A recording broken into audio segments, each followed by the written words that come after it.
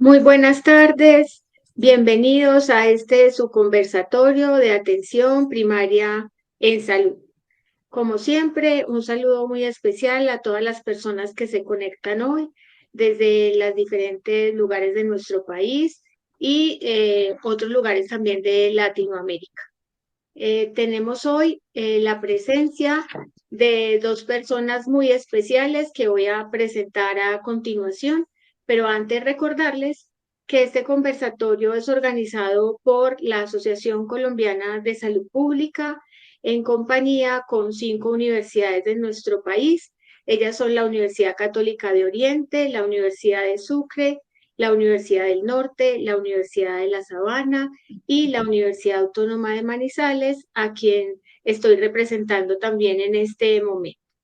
Recordarles que estos conversatorios iniciaron ya desde hace muchos años con la pandemia del COVID-19 y nos hemos mantenido en el tiempo, dado que pues tenemos siempre muchas personas que se conectan, muchos invitados especiales y que ellos nos han permitido dar aportes muy importantes para los procesos educativos en las universidades, pero también para los cambios y ajustes que se están dando en el modelo de salud en nuestro país.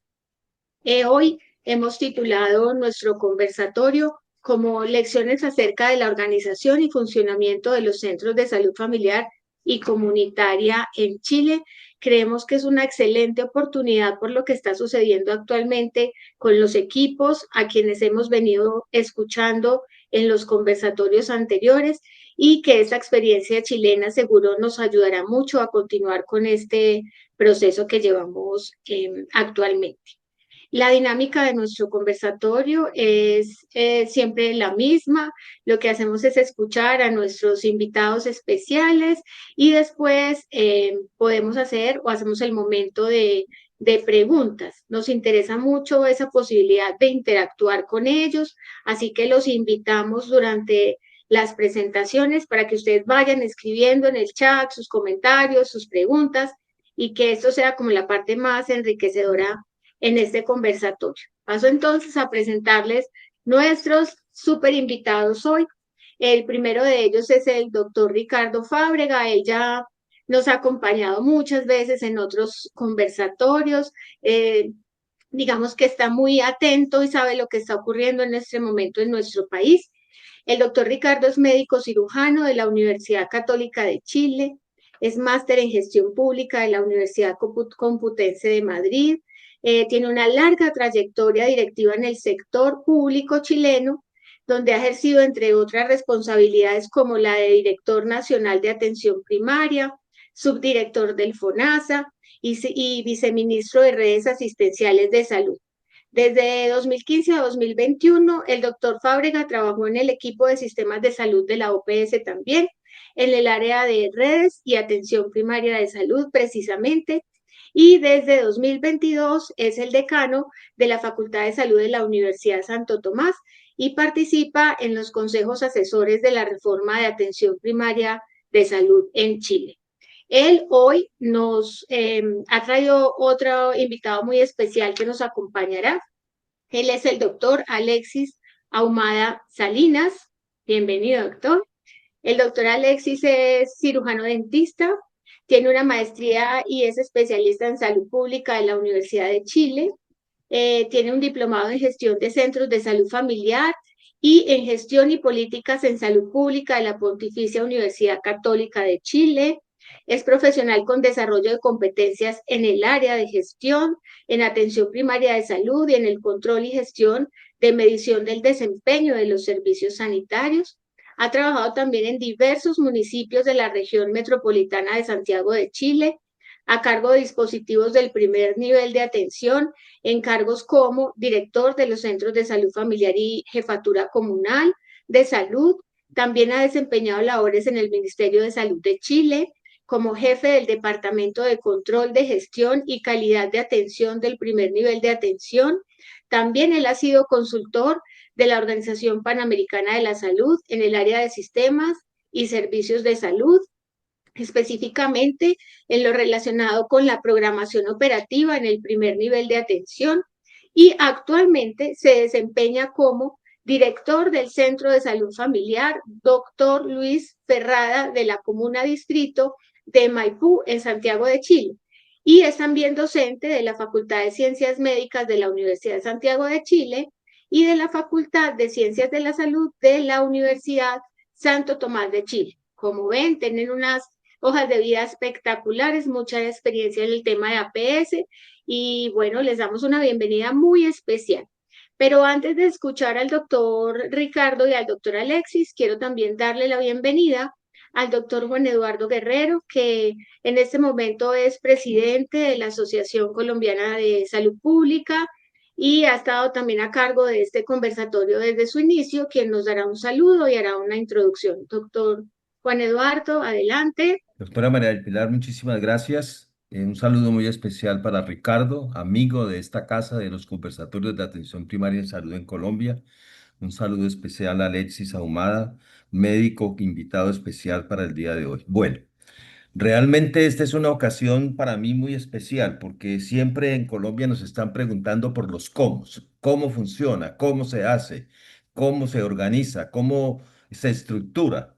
Y en alguna forma nosotros en Colombia hemos ido avanzando de una manera u otra en un crecimiento cualitativa y cuantitativamente de la atención primaria en salud, de los equipos interdisciplinarios en salud. Pero nos preguntan muchísimo, ¿y cómo se relacionan estos equipos con el resto del sistema? ¿Y cómo deben funcionar? Y en esta medida, conversando con el grupo de nuestras universidades, con la alianza, decimos, bueno, esto funciona en otros lugares, miremos qué experiencias existen y tratemos de sistematizar las lecciones aprendidas de gente que ya ha recorrido este camino, que está funcionando en este camino hace varios años, hace varias décadas, y por lo tanto debemos preguntarles a ellos cómo lo hicieron, cómo está funcionando, cuáles son las lecciones aprendidas. Nos preguntamos cómo se estructura un centro de salud con orientación familiar y comunitaria, cómo se organiza un centro de salud, cómo interactúan los cuerpos directivos allí internamente, cómo son los contratos de las personas, son de tiempo completo, son de tiempo parcial, qué sesiones tienen para poder coordinar sus trabajos internamente, para poder darle atención a un grupo de población específico en un territorio. ¿Cuáles son las reglas de juego? ¿Cuáles son las normas? ¿Cómo se inscriben dentro de un modelo de atención? Porque siempre hemos pensado de que esto se inscribe dentro de un modelo de atención. Nosotros hemos llamado eso en algún momento modelo de atención integral en salud, modelo de MAITEMA y modelo de atención integral territorial.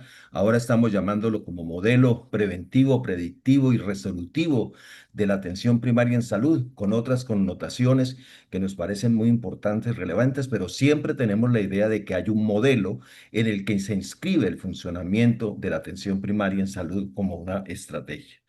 Entonces consideramos muy valioso, mirando la experiencia de Chile, que pudiéramos de boca de ellos, de su experiencia, de su conocimiento, que nos cuenten. Yo me pongo en el caso, si yo fuera a ser director de un centro de salud, en algún momento fui director de centro de salud y de hospital, pero hoy, 50 años después, 55 años después, ¿qué tendríamos que aprender de qué significa ser coordinador de un centro de salud familiar y comunitaria para poder estar pendiente de las familias, de las comunidades, de los usuarios que tenemos y cómo nos relacionamos con el resto del sistema? ¿Cómo se estructura su financiamiento? ¿Cómo se maneja el financiamiento? Aquí en Colombia estamos muy acostumbrados, desafortunadamente, al tema de la facturación de los servicios de salud, pero nosotros vemos otros países donde realmente la palabra facturación ni existe en esos lugares. Son instituciones que están hechas y adaptadas y financiadas por el Estado con recursos públicos que de una u otra manera garantizan que los servicios que se hacen allí pues funcionan adecuadamente y no estamos preocupados por facturar, estamos más preocupados por la resolución de los problemas sociales y el problema de las familias. Entonces nos interesa muchísimo conversando un poco tras las líneas con Ricardo, en algún momento hemos pensado, esto podría derivar en un futuro, en las personas que estén interesadas en generar algunos minicursos que permitan entender en profundidad cómo funciona el Centro de Salud Familiar y Comunitaria. Eso es lo que nos llama hoy, eso es una introducción a esta temática, decirle a todos los colegas, a todas las personas interesadas, a todos los equipos de salud. Ya tenemos cerca de un centenar de personas en este momento escuchándolos, de que esta es una oportunidad muy especial en la que podremos aprender y le daremos seguimiento a esto con el fin de ir profundizando en cómo podemos avanzar en lo que nosotros aquí llamamos territorio escuela, cómo las universidades nos acercamos a la conformación de territorios escuelas en la mirada del funcionamiento de centros de salud especializados en salud familiar y comunitaria, cómo se inscriben eso que llaman las especialidades de medicina familiar, los grupos de especialidad de salud familiar y comunitaria, cómo se comportan, cómo se relacionan con estas organizaciones, es algo de lo que queremos saber hoy de la experiencia de Chile. De modo que hasta allí dejo, un poco es la pregunta de los cómo. Nosotros nos damos aquí cómo se financia, etcétera. Creemos que es importante cómo la tecnología influye hoy en los centros de salud familiar y comunitaria. En alguna forma, antes trabajamos mucho nosotros con salud familiar y comunitaria y lo hacíamos en manuscrito, en cartulinas, etcétera, pero la tecnología ha ido abriendo una cantidad de espacios. ¿Qué significa la innovación tecnológica para los centros de salud familiar y comunitaria? Entonces, mucho que aprender, mucho que escuchar y estaremos muy atentos. Doctor Ricardo Fábrega, doctora Alexis Ahumada, aquí listos para escucharles y aprender de ustedes y intercambiar conocimientos y lógicamente decirle a todo el público que está aquí en este momento de diferentes regiones de Colombia que hagamos muchas preguntas, muchos interrogantes para poder aprender en esta ocasión. Muchas gracias. Adelante, Ricardo, tienes la palabra. Gracias, Eduardo. La verdad que es un desafío enorme el que nos colocas. Muchísimas gracias por esta oportunidad, Eduardo. La verdad es que yo voy a hacer una presentación muy breve de unos, no sé, 5 láminas, 6 láminas, porque tú nos haces un desafío imposible y es que en unas pocas horas te contemos el cómo estamos haciendo esto. Entonces yo voy a partir recordando el lugar donde estamos queriendo llegar, ¿ya? Porque todo cómo se orienta tiene un norte, digamos. Nadie avanza si es que no sabe a dónde va a llegar. Y entonces nosotros queremos contarles hacia dónde queremos llegar, cuáles las bases que estamos usando ahora de orientadora, un breve pincelada de 10 minutos, 12 minutos, y después a Alexi le vamos a decir dónde estamos, ¿ya? El cómo lo estamos haciendo. Ahora, por cierto, yo como no tengo tanta historia como tú, pero también bastante larga, digamos, yo fui jefe de atención primaria a nivel nacional en Chile el siglo pasado, cuando se creó la división de atención primaria en el país, fui el primer jefe de división. Trabajé en atención primaria varios años en el territorio, digamos, y fui miembro de un equipo de atención primaria. Y por lo tanto tengo muchas anécdotas y muchas historias de contar que cómo fueron dando los cómo que nos llevaron a la situación que estamos hoy, que es una situación mucho mejor que la que teníamos hace 30 años atrás y que sin embargo sigue teniendo enormes desafíos. O sea, no crean que nuestra situación es perfecta. Nosotros estamos, cuando vemos el camino recorrido estamos muy orgullosos y cuando vemos todo lo que queda por recorrer estamos muy asustados porque todavía estamos muy lejos de responder, por ejemplo, al desafío demográfico que significa el envejecimiento. Estamos muy lejos de responder bien al desafío epidemiológico que significa los cambios de estilo de vida, al desafío que significan los problemas de penetración de la droga. En fin, hay desafíos que Chile no tenía y que está asumiendo con cierta lentitud, a mi juicio, porque yo soy un tipo impaciente, digamos, en este minuto, pero que ahí nos va a contar un poquito más Alexis. Lo que yo quería recordar fundamentalmente era que no hay una buena atención primaria sin que uno asuma las definiciones modernas, digamos. Y la definición moderna es la definición de un enfoque que es de salud de toda la comunidad, de toda la sociedad. No estamos hablando del sector salud como un sector que se dedica a atender enfermedades. ¿Ya? Si entendemos el sector salud como un sector que se dedica a atender enfermedades, nos vamos a tener atención primaria y nos vamos a tener buena salud. Necesitamos que toda la sociedad se estructure, se articule y tenga un sistema de salud, sí, pero un sistema de salud donde participa junto con todos los demás componentes societales a mejorar los resultados de salud. Y esa es la definición de atención primaria hoy día en la OMS, que es un enfoque de salud que compromete a toda la sociedad, que para maximizar el nivel de distribución de la salud y el bienestar, combinando tres componentes. El primero es el nivel, es súper clave, que yo creo lo que hacemos mejor en Chile, y es que tenemos un primer nivel de atención que está muy distribuido territorialmente, o sea, realmente llega a todo el territorio, a todos los lugares, y que en ese primer nivel de atención están integradas las funciones esenciales de salud pública con las acciones de prestación propias de un primer nivel. O sea, no van por separado, están en un mismo equipo, ¿ya? Eso es muy distinto a lo que uno ve en otros países y lo que también me ha tocado ver en Colombia, que por un lado van los que vacunan con una contratación, con un tipo de financiamiento, con una cierta dependencia, y por otro lado están los que están en el centro de salud donde se atienden enfermedades. Eh, Eso nosotros no lo tenemos y creemos que es estamos de acuerdo con la definición de OMS que dice que eso que tiene que estar junto. Y no solo tiene que estar junto ese primer nivel de atención con las funciones esenciales de salud pública, sino que además articula los servicios integrados. Es decir, desde esa lógica de atención primaria hay que ver la derivación a los centros de especialidad focal en enfermedades, los hospitales, las especialidades necesarias, digamos, se articulan con esta lógica de la integración, desde la integración del primer nivel de atención con la salud pública territorial. Entonces, esa lógica en Chile existe, funciona muy bien en algunas cosas, no tan bien, está en construcción en otras, pero tenemos esa lógica de primer nivel integrado de lo que es la prestación de servicios con la mirada de salud pública. El segundo componente es que tengamos políticas y acciones multisectoriales, una salud en todas las políticas. En eso Chile tenemos algunos avances, sobre todo a nivel macro, en lo que es la lucha antitabáquica, en lo que es el etiquetado de alimentos, en fin, en distintas áreas, pero menos desarrollada a nivel territorial. Es decir, el equipo del primer nivel de atención no siempre se relaciona bien con las oficinas locales de la niñez, con la división de desarrollo comunitario del municipio, en fin, con todos los dispositivos de bienestar que existen en un territorio. ¿Ya? Eso está realmente todavía en tejido. Ha funcionado bien en alguna área, en el área infantil, en lo que es el desarrollo infantil, un programa que nosotros llamamos Chile Crece Contigo. Ha sido bastante bueno, pero ahí ya nos contará Alexis los sufrimientos que tienen en esa línea en el nivel territorial, digamos, la acción multisectorial a nivel territorial.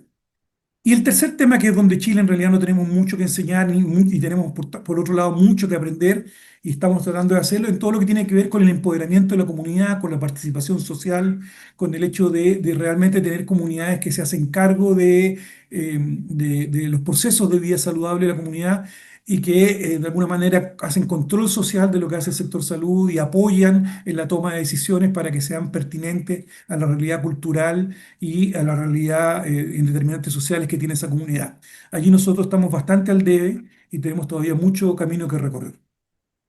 Pero esa es la definición y nosotros estamos bastante satisfechos de esta mirada 3 en 1 que se ha acordado en los últimos años después de los 40 años de Alma-Ata. Creemos que es una mirada operativa que nos permite fijar bien cuáles son los indicadores que tenemos que tener para ir resolviendo cada uno de estos temas y hacer una política adecuada de cierre de brechas en cada una de esas líneas. Ahora bien, el otro tema que tenemos claro, y es lo que yo le decía del tema de cómo se organiza la prestación, es la mirada de redes integradas, ¿ya? Y la mirada de RIS, que viene de UPS, que también adoptó recientemente el Banco Mundial y que antes ya había adoptado el Banco Interamericano de Desarrollo, el BID. En la lógica de RIS, cuando uno mira el modelo organizacional y la concepción de cómo se da todo esto, ya nos está dibujando la pirámide de los 3 niveles, que todavía se sigue enseñando, pero que nosotros la queremos superar, dar por superada, y estamos más bien apuntando a este dibujo. Un dibujo donde lo importante es, eh, vamos a ver el puntero láser aquí, lo importante es la persona en contacto con su equipo de salud, una persona que vive en familia y que vive en una comunidad de territorio. Allí es donde se juega la vida saludable. Y por lo tanto tenemos un primer nivel de atención que está en contacto directo, que acompaña a esta persona que vive en familia y comunidad. Y cuando digo, ¿por qué hablo de la persona o las personas? Pero quiero decir que son todas las personas, pero también todas y cada una, ¿ya? O sea, cada una atendiendo las diversidades de cada cual. Y este primer nivel de atención articula la salud pública en una misma mirada, articula la acción intersectorial en una misma mirada y, por cierto, intenta articular la atención especializada sanitaria, las distintas atenciones especializadas que normalmente tienden a estar todas juntas en un dispositivo muy clásico llamado hospital, ¿ya? Pero lo importante es considerar que cada una de esas atenciones especializadas son soporte al primer nivel de atención en su cercanía y acompañamiento de largo plazo a cada persona en su familia y su comunidad. Entonces, para que esto ocurra, para que todo este círculo ocurra, primero hay que tener muy claro quién es la población y territorio a cargo. Tenemos que conocerla bien y conocer sus prácticas culturales, tener una mirada biopsicosocioespiritual que dé cuenta de los procesos de vida saludable o no que están en esa comunidad y de las prácticas de participación que podemos aprovechar, que podemos potenciar, ¿ya? Incluso como aprendizaje para lo que hacemos en salud. Y después, lo otro que la otra mitad de la moneda aquí del gráfico es el extenso conjunto de servicios y políticas que influyen en la salud que están articulados por este primer nivel. O sea, aquí hay un primer nivel llamado a ser el nuevo articulador de una red muy compleja e intensa de distintos servicios, prestaciones que se tienen que dar cuando la persona, familia y comunidad así lo requieren. Entonces, esta mirada conceptual también nosotros tenemos bastante claro que eso, para allá queremos hacerlo bien en esto, ¿de acuerdo? Y eso orienta los cómo, porque si uno no tiene claro para dónde va, es difícil orientar el cómo va cambiando hacia allá. Después, para que esto sea posible, este primer nivel tiene que cumplir tres funciones que son claves. Hay otros ordenamientos, este es el ordenamiento que hemos hecho nosotros en una reflexión interna en Chile respecto a qué tiene que hacer este primer nivel para que esto resulte, y hemos puesto en primer lugar lo que hacemos peor, que es activar los recursos salutogénicos de las personas, familias y comunidades. Es decir, preocuparnos de que la gente tenga vidas saludables. Eso es lo que nosotros somos buenos para prevenir, es decir, para colocar vacunas, para identificar distintos riesgos, pero somos malos para activar la vida cotidiana saludable, ¿ya? Para hacer que las personas acepten, adquieran compromisos de intercuidados en la vida cotidiana en su familia que les permita realmente desarrollar vidas más saludables que las que están desarrollando hoy.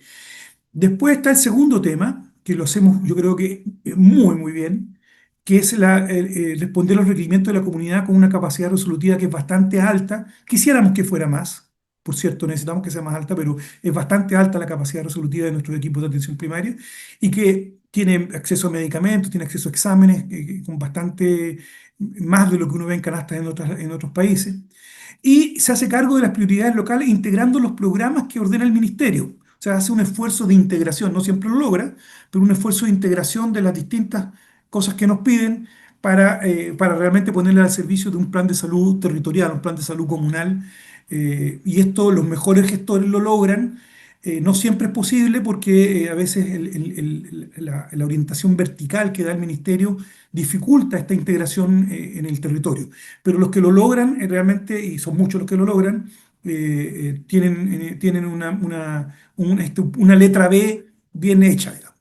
Y la letra C, que es articular la respuesta a los diferentes servicios con los que trabajamos en red.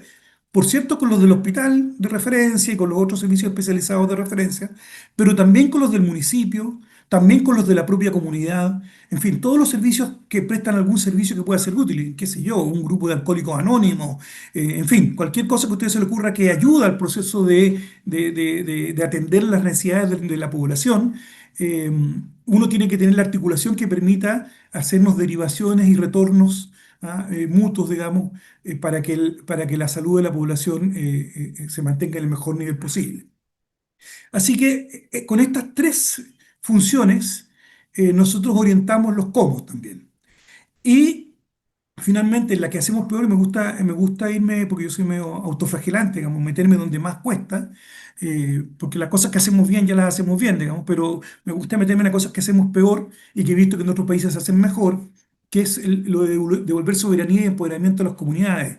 Tener planes familiares de vida saludable, es decir, que las familias se comprometan con su equipo de salud a que van a hacer ciertas cosas que cotidianamente les generen más vida saludable. Y son cosas bien concretas. ¿Cómo van a comer en familia? ¿Qué van a comer? ¿Cómo se van a trasladar con menos riesgo a sus lugares de trabajo o estudio? ¿Se van a lavar los dientes o no se van a lavar los dientes? ¿Qué están usando para ello? ¿Tienen contaminación intradomiciliaria? ¿Tienen humedad intradomiciliaria? ¿Cómo van a corregir eso durante este año, durante los próximos 2 años? Qué sé yo, hacinamiento. Bueno, ¿cómo van a hacer para que en el corto plazo, mediano plazo o largo plazo, según la realidad de esa familia, podamos evitar ese hacinamiento? ¿Cómo conviven con los animales? ¿Cómo están las vacunaciones? En fin, pero no es una perspectiva donde nosotros les decimos lo que tienen que hacer, sino es una perspectiva donde son las familias las que asumen el compromiso de hacerse cargo. Y ahí nosotros actuamos como acompañamiento. Eso no lo hacemos también. Ya hacemos unas visitas domiciliarias que hacen parte de esto, pero siempre con un caso índice, que es un adulto mayor con hipertensión y diabetes, o un niño con problemas de aprendizaje. Pero nos cuesta hacer una mirada integral a la familia completa. Tendemos a tomar el caso índice que ordena un programa y a partir de allí construir algunas cosas. Después todos los diálogos de saber, la prescripción social y mapeo de activos, es decir, concebir a la comunidad como un recurso y no como un problema. ¿Ya? Una comunidad como un lugar donde nos podemos acompañar en el proceso, apoyarnos mutuamente en el proceso de que la gente esté más saludable. Grupos y prácticas de intercuidado también entre los equipos de salud, todo lo que es prevención cuaternaria, evitar la sobremedicación que se está dando mucho en zonas urbanas de capas medias, donde la gente va a un médico que le da un remedio, después al día siguiente va a otro médico que le da otro remedio y después va a un cuarto médico que le da un quinto o séptimo u octavo droga y las tienen todas acumuladas allí en su velador al lado de la cama y nosotros nos encargamos más bien de prescribir, de construir una mirada un poquito menos medicalizada y menos adicta a la droga de la que probablemente el sistema de salud a veces en su fragmentación induce. Y por último, que es un tema que no es menor para nosotros, que creemos que la mejor manera para que la gente esté saludable es que seamos ciudadanos, pero que además nos cuidemos unos a otros. Y eso lo llamamos cuidadanía, ¿ya? La construcción de cuidadanía, el equipo de salud como un aporte a la construcción de cuidadanía en el territorio, para que las personas comprendamos y tengamos clara conciencia cada vez que nos levantamos en la mañana, que partimos el día cuidándonos unos a otros. Y esa es la mejor manera de vivir. Así que con ese qué, ¿ya? Después le paso la palabra a Alexis para que entre en una primera mirada de los cómo, que nos hagan preguntas y ahí les podemos hablar de todas esas cosas que nos ha preguntado eh, eh, el doctor Guerrero, porque la verdad es que hay muchísimo que hablar en efectivamente cómo estamos haciendo, pero te paso la palabra, Alexis. Gracias a todos ustedes por la invitación. Lo que nos convoca hoy día o lo que también nos indicó el doctor Guerrero es bastante amplio. Voy a tratar de llevar un poquito estas grandes premisas que nos indicó el doctor Fábrega a visualizarlo cómo se realiza. Yo lo voy a hacer ahora desde mi mirada, desde el directivo de un centro de salud familiar y comunitario de una región de la región principal de Chile, la región metropolitana, pero a partir de eso podemos ir explicando, interactuando las diferentes leyes, formas, modelos, aplicación del modelo y esperemos que pueda resultar útil. Esa es la foto del dispositivo del primer nivel de atención que me toca dirigir. El dispositivo se llama Dr. Luis Ferrada, un antiguo médico del sector que en su honor lleva el nombre.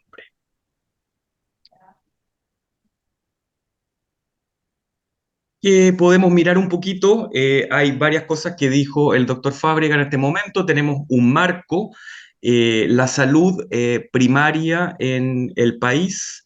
Si dividimos dentro de un marco como regulatorio, el 85% de los 20 millones de chilenos se atiende en el sector público y este sector público tiene una cierta división, el cual ha delegado la administración de la salud del primer nivel de atención a los municipios o los distritos. Ellos son los encargados de gestionar, reciben los recursos por parte del Ministerio de Salud y gestionamos la salud primaria. Tenemos un marco normativo, son varias leyes que nos rigen, pero para la aplicabilidad de este modelo tenemos que el sistema está basado o está soportado en un primer nivel de atención. El discurso es declaratorio y también trata de imponerse esa visión en todos los territorios. Tenemos el modelo que se adopta desde el Ministerio de Salud a los 330 municipios del país, que es el modelo de atención integral en salud con enfoque familiar y comunitaria. Nosotros lo denominamos MAIS. Y esto se traduce también en un modelo de gestión, que voy a intentar explicarlo en las slides que vienen. Todo esto con una fuerte planificación o microplanificación local. El doctor indicó que tenemos un plan de salud, un marco regulatorio, pero también vamos gestionando microplanificación en torno a las mini RIS o a las mini redes y a los dispositivos de salud, y aparte varias componentes que también son regulatorios, como la Estrategia Nacional de Salud, que nos indica cuáles son las prevalencias de enfermedades, dónde se ubican. Hay orientaciones que se emanan todos los años del Ministerio de Salud de cómo debemos planificar la atención primaria, cuáles son los desafíos, las metas, cobertura. Tenemos un régimen de garantías que son obligatorias para todas las personas que consultan con tiempos y plazos de respuesta.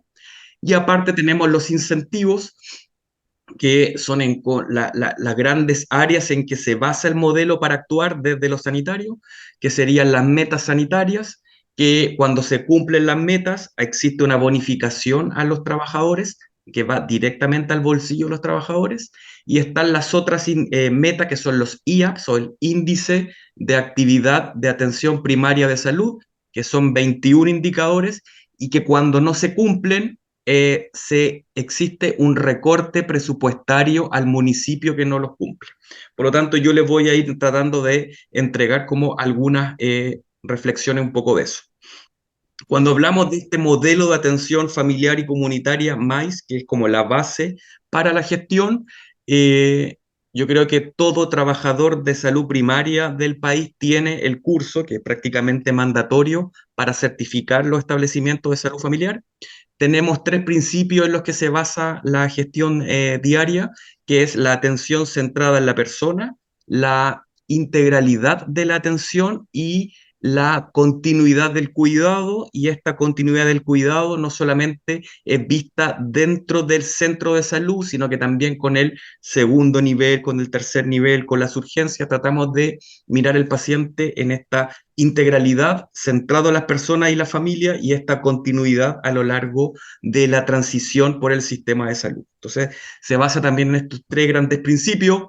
Están los cursos que también acá son disponibles desde el Ministerio para todos los funcionarios. Hay grados también de certificación del avance del modelo de cada prestador. Hay centros de salud familiar avanzados y otros que son más básicos. Y también hay una serie de marcos regulatorios, también asociados a dinero hacia los municipios, por esta certificación de cuán profunda es la integración del modelo del MAIS, de la atención familiar y comunitaria, en cada dispositivo de salud. Para ir entrando un poquito más en el cómo se va reflejando esto, quiero destacar que todo centro de salud familiar y comunitario en Chile se organiza por sectores, abarca un territorio de un distrito o comuna o municipio, y a su vez en este distrito se subdividen en territorios donde equipos de cabecera se hacen cargo de población que está asignada. Y aparte existen servicios transversales que se complementan. Aquí le traje fotografías de centros urbanos, centros rurales, centros que están en la cordillera de los Andes o en el sur del país. Todos tienen la misma lógica, tratan territorios, tienen población a cargo y tienen un equipo de cabecera que está conformado. Dentro de la normativa, que nosotros la llamamos PMA o Proyecto Médico Arquitectónico, que también tiene como su planificación, está estipulado que existe un centro de salud familiar por cada 20.000 o 30.000 personas. Cuando son localidades con más de 2.500 usuarios, a su vez, cada centro de salud puede tener mini subcentros en los territorios que se llaman CECOFs, centros comunitarios de salud familiar, que son más pequeños, que abarcan entre 2.000 o 5.000 personas, que es un mini sector que va al territorio. También tenemos otras desagregaciones de cuando se estilan postas de salud rural o estaciones médicas rurales, que son en zonas muy alejadas, que generalmente están en concomitancia con un hospital comunitario, que es un hospital de baja complejidad, que es prácticamente una atención primaria con algunas camas, que se hace en zonas que son muy, muy rurales, que no tienen acceso a esta forma más de territorialidad o ejercer el modelo propiamente tal. Pero lo importante de entender que cada uno de los 330 municipios del país tiene uno o más centros de salud familiar, y estos centros de salud familiar abarcan un territorio que está conocido, delimitado y tiene como una ordenanza municipal. Tiene una población que se conoce, que la envía todos los años el FONASA, que es nuestro Fondo Nacional de Salud, que es la caja pagadora del seguro público, que nos pagan en base a cuántas personas están inscritas por cada territorio, y se determina un estándar de un equipo de cabecera que está a cargo del cuidado de esa población. Este es un ejemplo, esta es una comuna de una ciudad de Santiago y donde cada número es una unidad vecinal y ustedes ven que el área amarilla, por ejemplo, va a corresponder a un centro de salud familiar 1, el área verde, que abarca 3 o más unidades vecinales, va a corresponder a otro centro de salud familiar y el otro que está en rojo va a corresponder a otro centro de salud familiar, cada uno con aproximadamente 30.000 inscritos que va a tener esta serie aparte interna de subdivisiones. Y la base de este modelo es que existe un equipo cabecera que va a atender en cada centro de salud familiar. Estandarizadamente hay 3 equipos cabecera, cada uno abarca 10.000 personas y aparte hay un sector transversal que articula otros procedimientos de los equipos cabecera. Estos equipos de cabecera o equipos de territorio o equipos sectoriales, también se denominan así, actúan por microplanificación, o sea, tienen una planificación previa sobre el actuar. Dentro de las bases de modelo tienen un fuerte componente preventivo o anticipatorio al daño. Busca el autocuidado, yo creo que en eso también comparto con Ricardo que estamos un poco al debe, y principalmente van detectando factores de riesgo y van tratando, y esto se va articulando con los niveles secundarios. Cabe destacar que cada una de las comunas o los distritos tienen varios dispositivos de salud, pero hay una RIS o una red integrada de servicios de salud que es mucho más grande, que contempla mucho más municipios, y ahí están inmersos los hospitales o los centros secundarios, y esta macro RIS se va articulando también de una manera que trata o tiende a ser un poco coordinada. Cuando uno habla cómo se implementa el modelo, algo también lo dijo el doctor Fábrega, tenemos muchos programas que son verticales, que vienen emanados desde el Ministerio de Salud, que se articulan también con una cartera básica de prestaciones que la da nuestro sistema de financiamiento, que es el per cápita.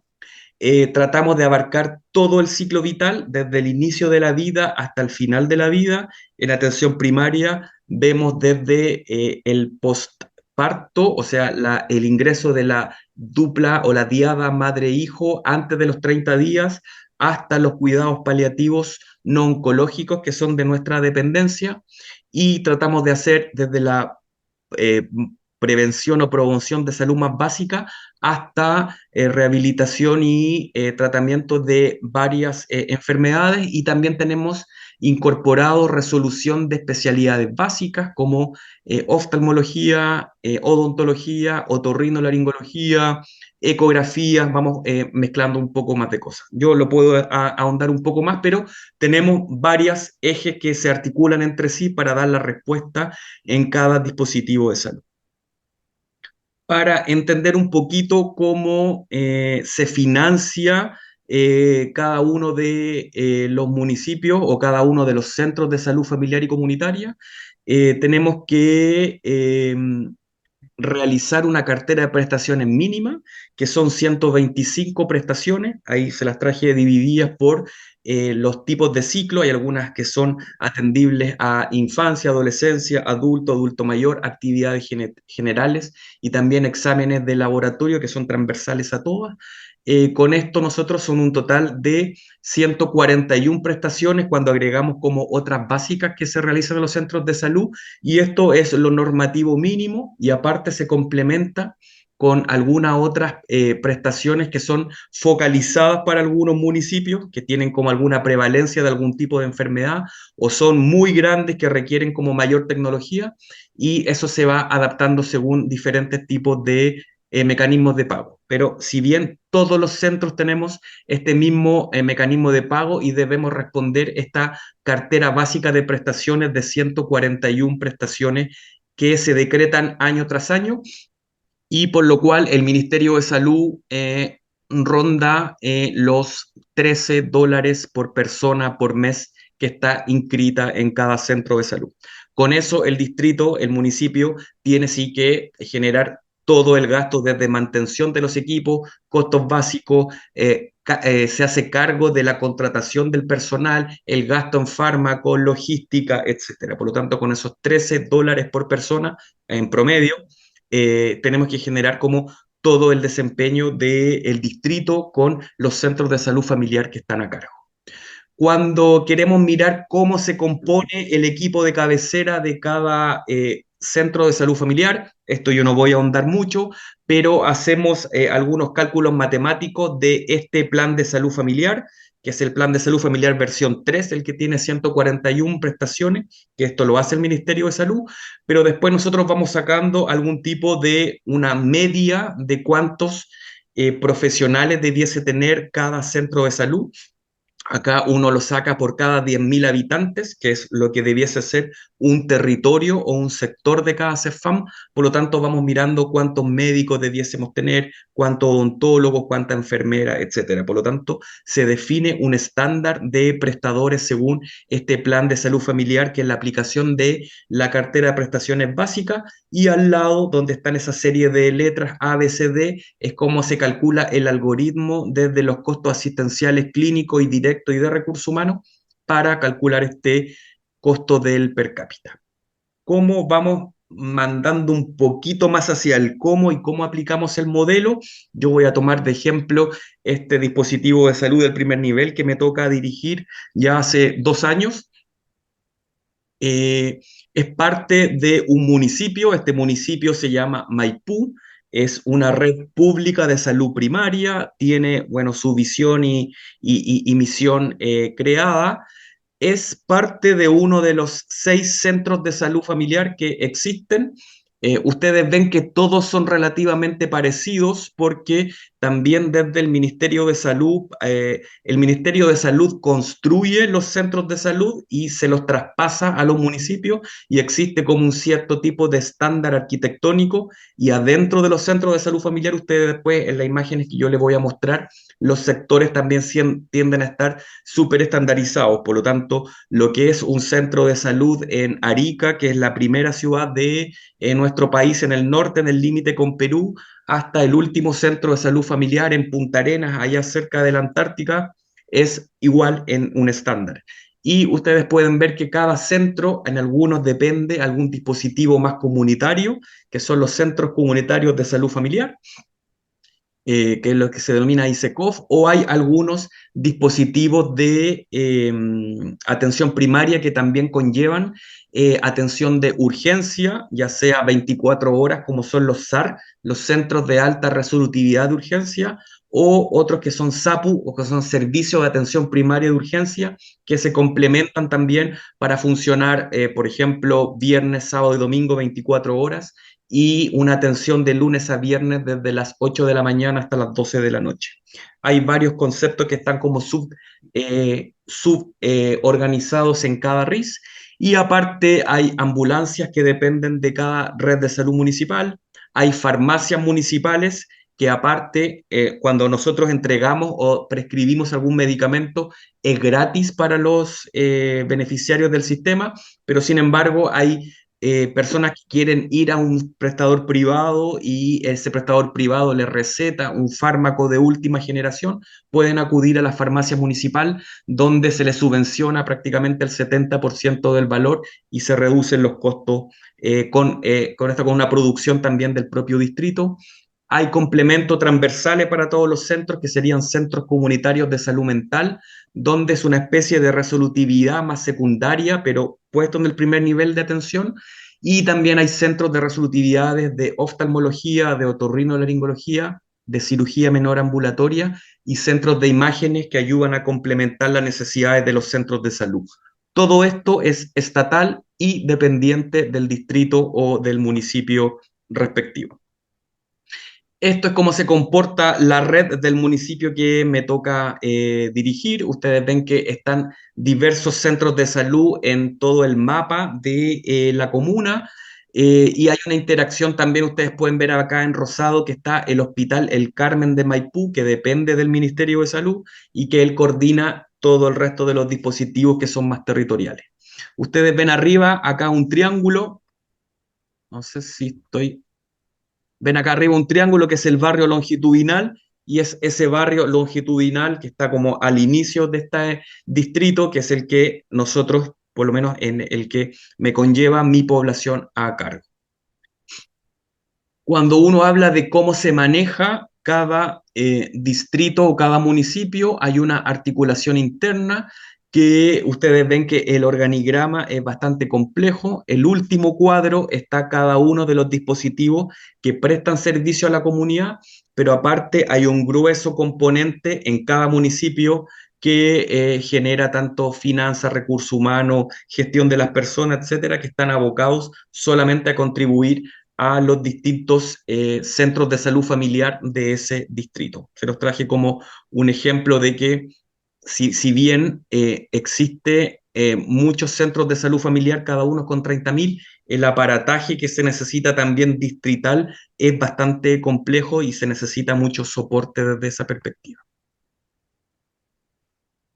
Cuando vamos a la operacionalización del modelo, yo les dije que mi barrio, ya le digo, mi barrio, el que me toca encabezar, es ese triángulo que está ahí arriba, y dentro de todo este triángulo viven aproximadamente 40.000 personas, de las cuales 29.000 se atienden en nuestro centro, porque hay algunas personas que o se atienden en otro centro de salud familiar que está más cerca de su trabajo, o pertenecen al seguro privado, que son los menores.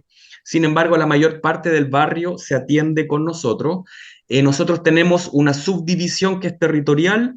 Ustedes ven, y después se las voy a notificar como, con más detalle. Hay un sector que se denomina rojo. Hay alguien que se le ocurrió indicar que la parte inferior del triángulo del barrio se llama rojo. Hay una distribución territorial y ahí hay un equipo de cabecera con médicos, enfermeras, etcétera, y atiende a 10.000 personas. A su vez también hay otras calles que se van a conformar como el sector o el territorio verde, y a su vez hay un territorio rojo. Nosotros ya trabajamos un poquito más con análisis de datos, sabemos cuánta es la gente que consulta activamente en nuestro centro, aproximadamente un 42% de los que están inscritos y validados y que el FONASA nos paga por ello. Sabemos quiénes se están atendiendo más de 5 veces o incluso los que se repiten continuamente para ir haciendo como abordajes diferentes de sus prestaciones.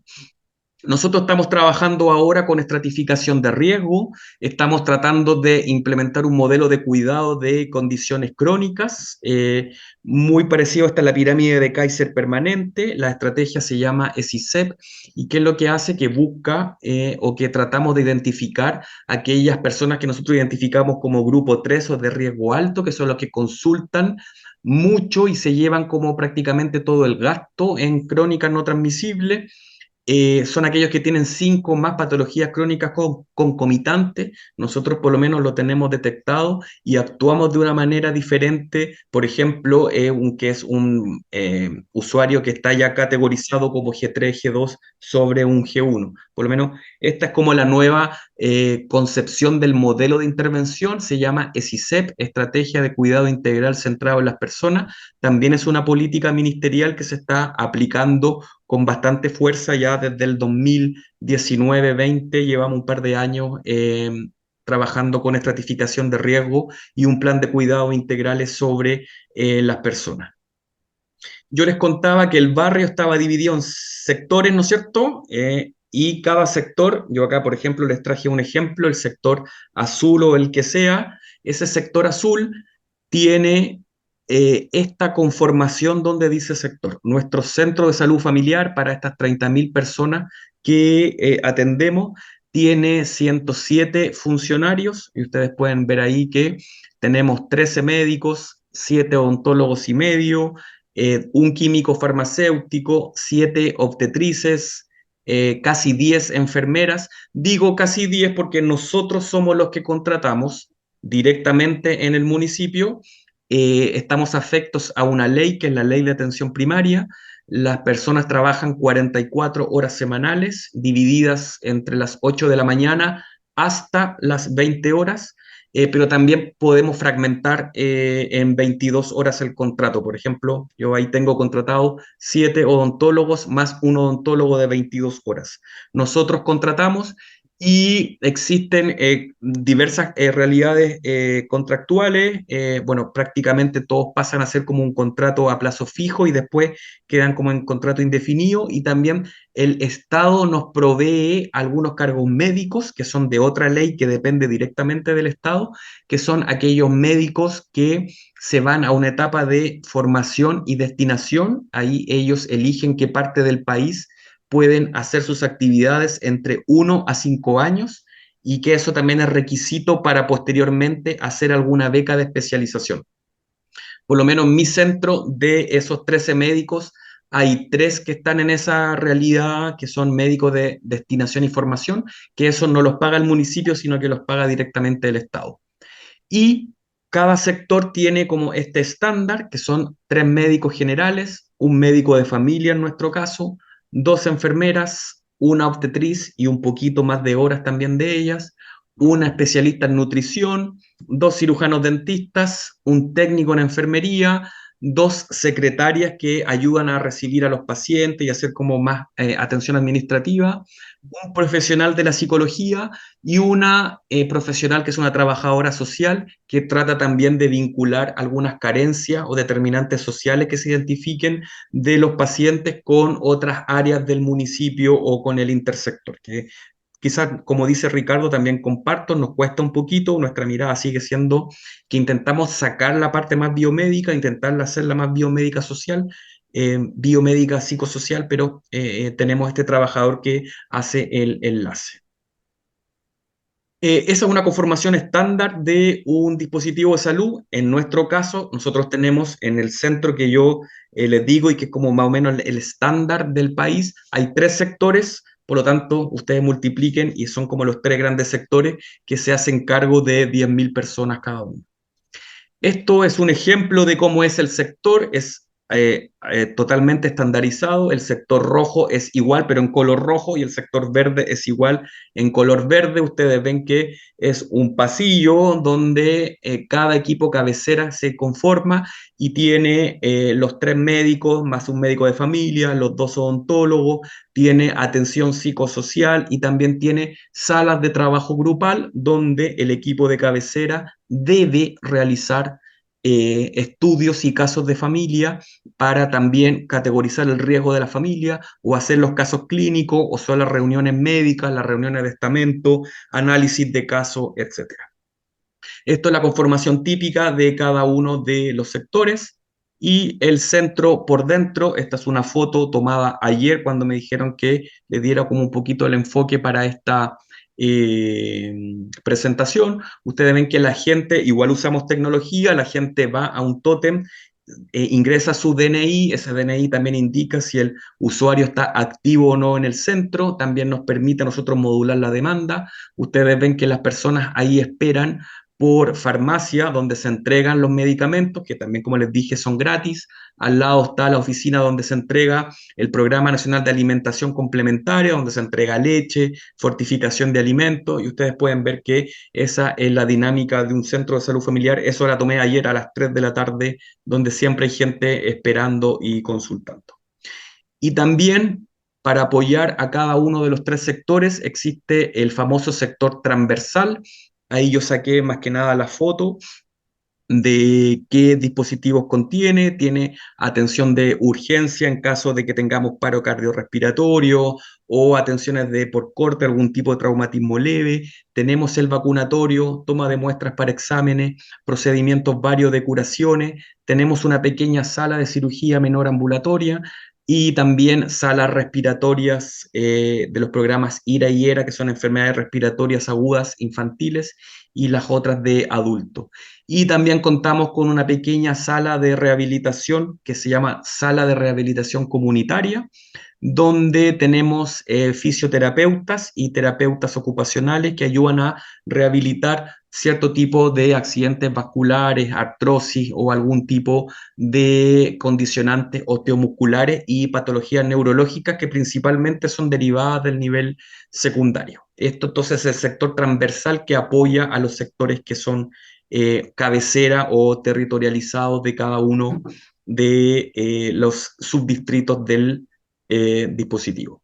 Y ustedes pueden ver ahí que cada equipo cabecera o cada comuna, acá los nombres de arriba son las diferentes comunas de la región metropolitana de Santiago. Ellos van definiendo algunos estándares de sus equipos cabeceras, cuándo van a tener, porque si bien existe un mínimo que lo entrega este cartera de 146 prestaciones en un per cápita, las comunas también van adicionando recursos propios de los municipios para, por ejemplo, ir agregando más médicos, más enfermeras o algún otro tipo de profesional que se requiera. Por eso no es algo tan estático. Traje solamente esto como ejemplo, que incluso la tasa como de la densidad de profesionales por cada 10.000 habitantes varía entre las mismas comunas porque también hay condicionantes epidemiológicos o también intereses propios de los municipios eh, a realizar.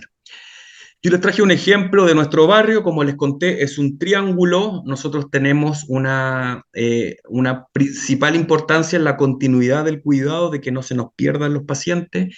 Todo el equipo de cabecera, ustedes ven que los que están en rojo son los del sector rojo, los que están en verde son los del sector verde, los que están en azul son los del sector azul. Cada territorio de esos tiene 10.000 personas que están a cargo en todas esas calles. Ahí solamente creo que estamos mirando, déjenme ver, son las personas que están inscritas en cada uno de los centros. Hay algunos rojos que están en el verde, porque como cualquier prestador, no le gustó el médico, no le gustó el psicólogo, y hay gente que pide cambio del sector rojo al verde, por ejemplo. Pero tratamos de que sea en el mismo barrio donde vive la categorización, y ustedes ven acá que nosotros sabemos que actualmente se atienden 29.119 personas y ahí cada una está subdividida en los sectores, que es lo que nos permite también hacernos cargo del territorio. Nosotros, acá les traigo un ejemplo, que nosotros seleccionamos un par de calles del territorio del sector verde.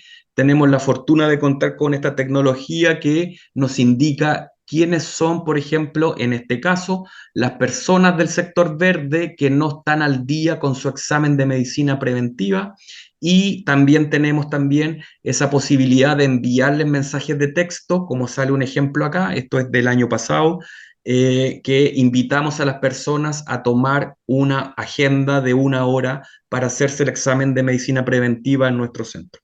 Como este es un ejemplo, esto lo hacemos con los diversos controles que debemos hacer en el establecimiento, y también nos permite ir identificando qué partes del territorio no estamos llegando o estamos al debe con algunas condicionantes.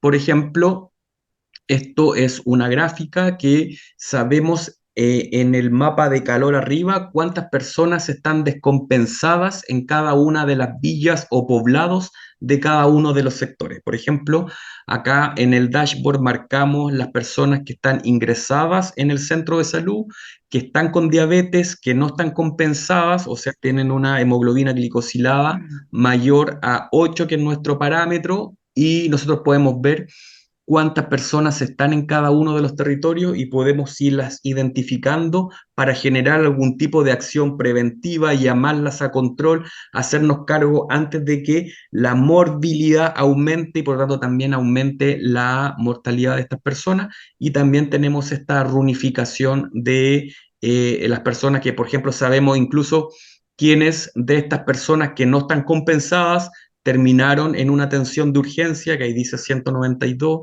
o cuántas personas han venido a consultar al médico sin pasar por sus controles crónicos, y así, etcétera, etcétera.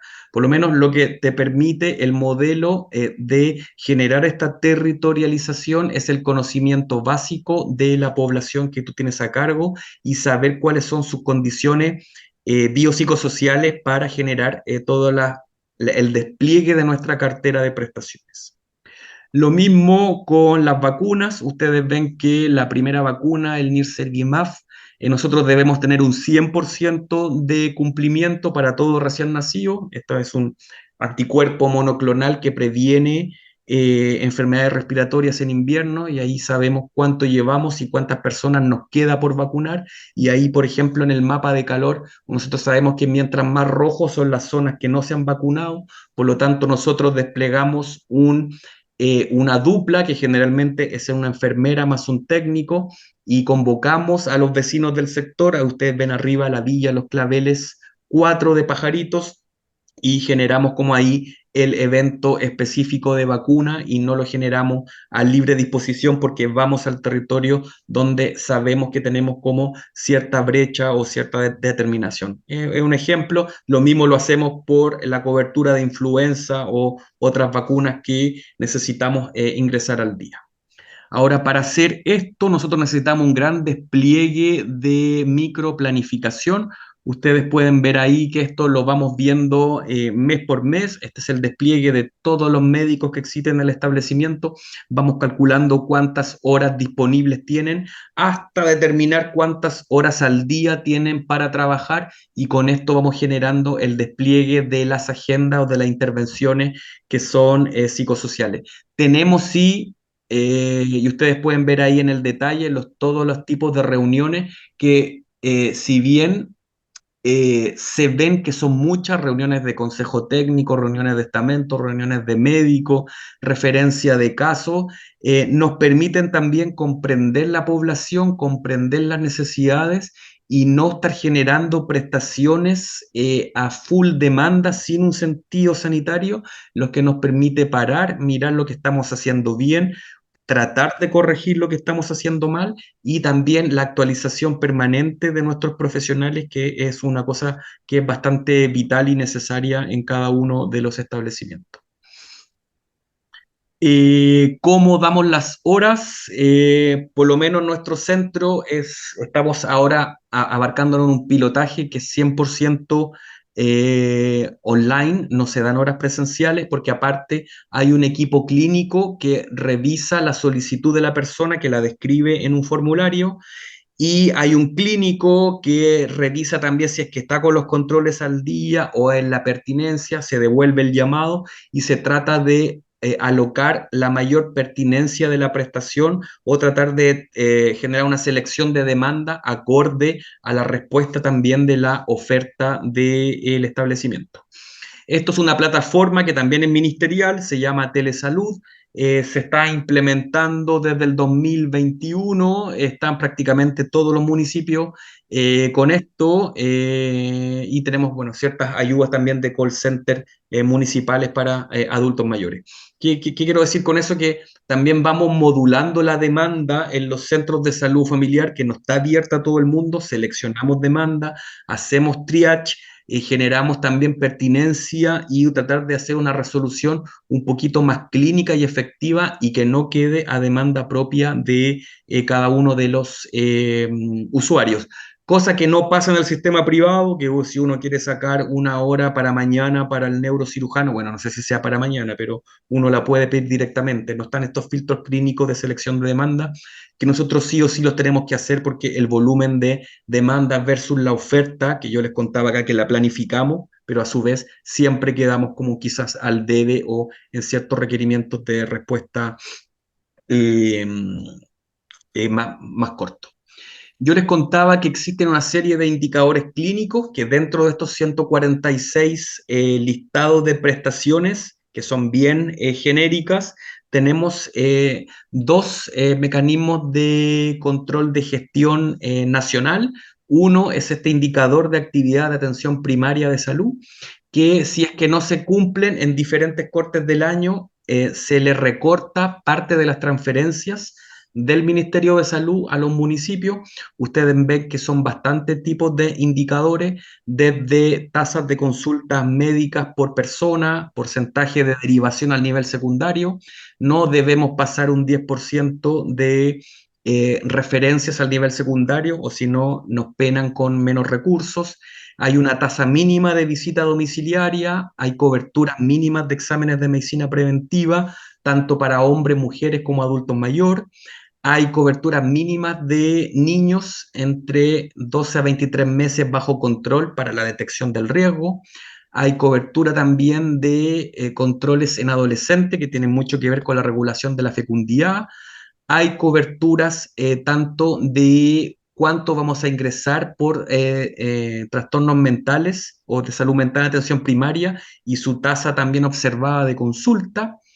Hay personas egresadas por alta de salud mental, tenemos ingreso precoz de mujeres en el embarazo, eh, la regulación de la fecundidad de los adolescentes, como les dije, y cuánta gente se está atendiendo por diabetes, hipertensión, y también cuántos niños libres de caries tenemos a los 3 años, y a su vez la prevalencia de obesidad infantil en menores de 2 años. Por lo tanto, estos son los grandes íconos de que si no los cumplimos en los centros, no es una pena para los trabajadores, pero sino es una multa para el empleador, que en este caso sería el municipio o el distrito, y hay un recorte de dineros de la transferencia del per cápita.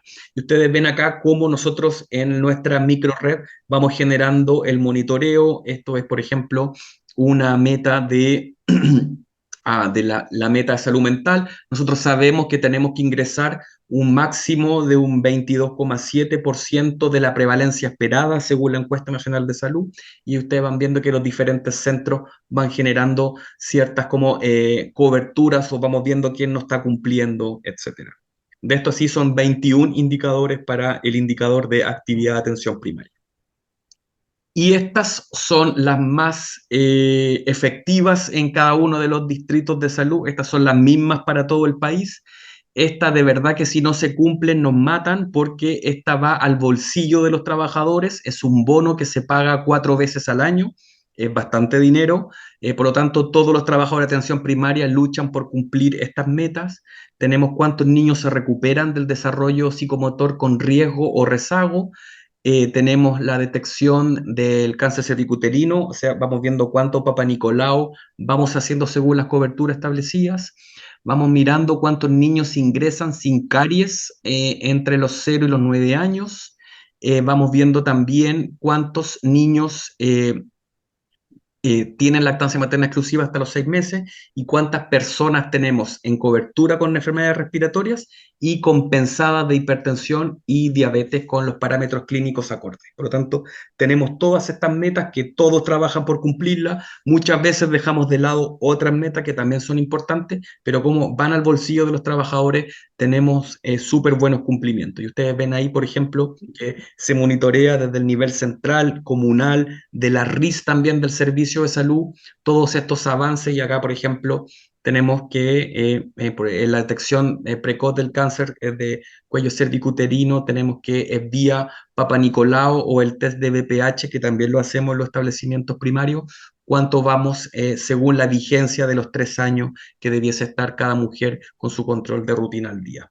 Por ejemplo, son esto algunas de las variables que usamos para trabajar en ciertas metas de control de gestión.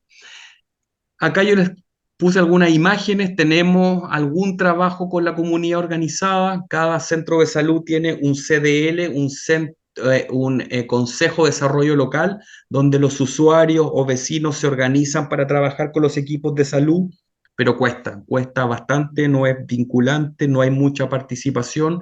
Y creo que también comparto con el doctor Fábrega que estamos al debe un poco en eso, en generar más territorialidad y más participación en nuestro sistema de atención primaria.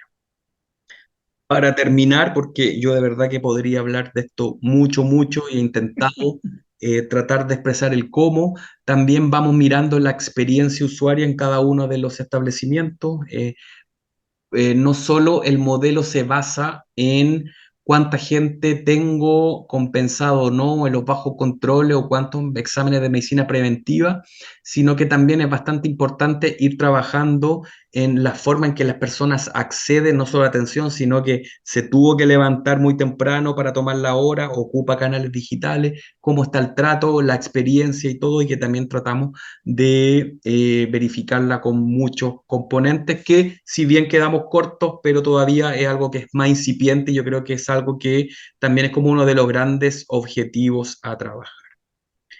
De verdad me quedo hasta ahí, tengo mucho para hablar. Les traje esa foto que también tomé ayer. Esta es la parte posterior de nuestro centro de salud familiar. Ustedes ven ahí las casas del barrio donde me toca dirigir y con una cordillera bastante nevada porque tuvimos un fin de semana de mucho frío, pero con una postal bonita del barrio que espero que se haya podido traducir en alguna concepción de la implementación de este cómo y del modelo de atención familiar que tratamos de implementar en el país. Eso, muchas gracias. Doctor Guerrero, veo que hay ya algunas preguntas puestas. No sé si quieres que Excelente. las respondamos de inmediato o algo tú primero, una...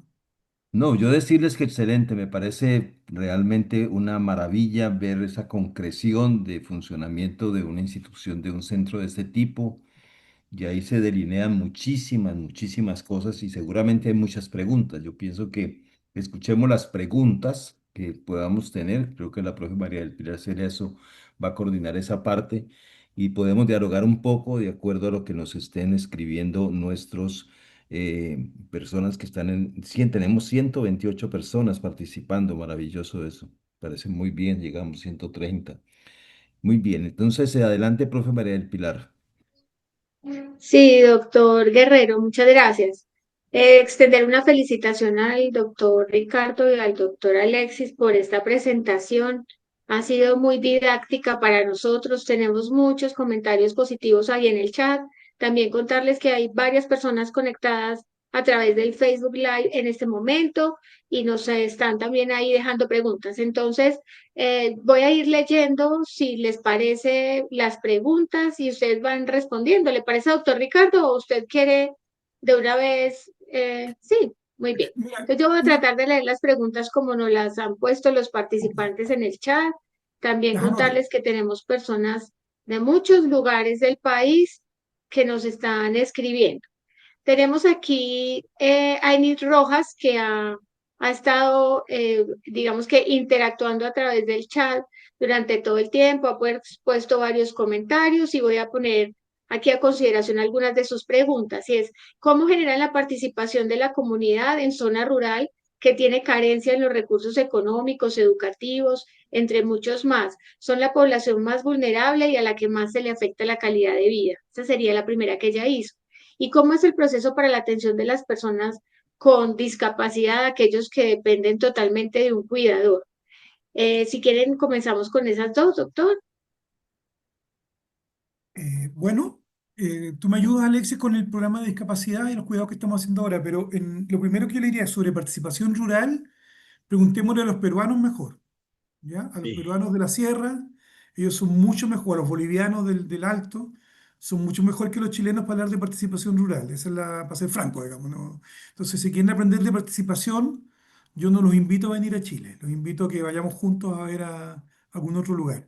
Pero sí, nosotros hacemos esfuerzos, pero la verdad es que no, yo no me atrevería a dar clases de participación rural. Yo creo que es de las cosas malas que tenemos. No sé si estoy siendo demasiado autoflagelante, Alexis, tú castígame, No, pero la no, verdad no. es que yo no me siento muy... Yo he tenido la suerte, trabajé en OPS muchos años, he tenido la suerte de recorrer América Latina, he estado en Colombia varias veces, en Medellín y en Cali, en Buenaventura he estado también.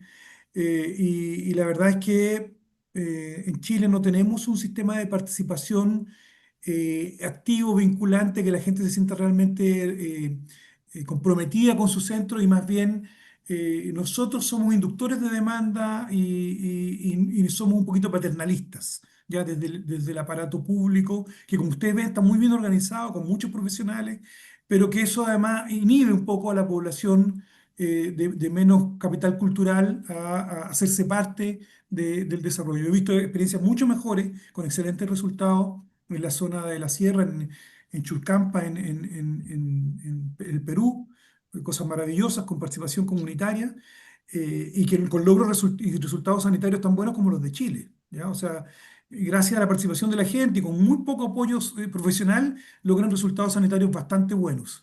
Entonces, la verdad es que yo preferiría ir a ver a Chulcampa, ya a la zona donde tienen cosas maravillosas que mostrar al respecto. Respecto al tema de discapacidad, se lo voy a mostrar se lo voy a pasar a qué es lo que está pasando exactamente en este minuto, pero sí, nosotros tenemos sistemas de acompañamiento al cuidado, tenemos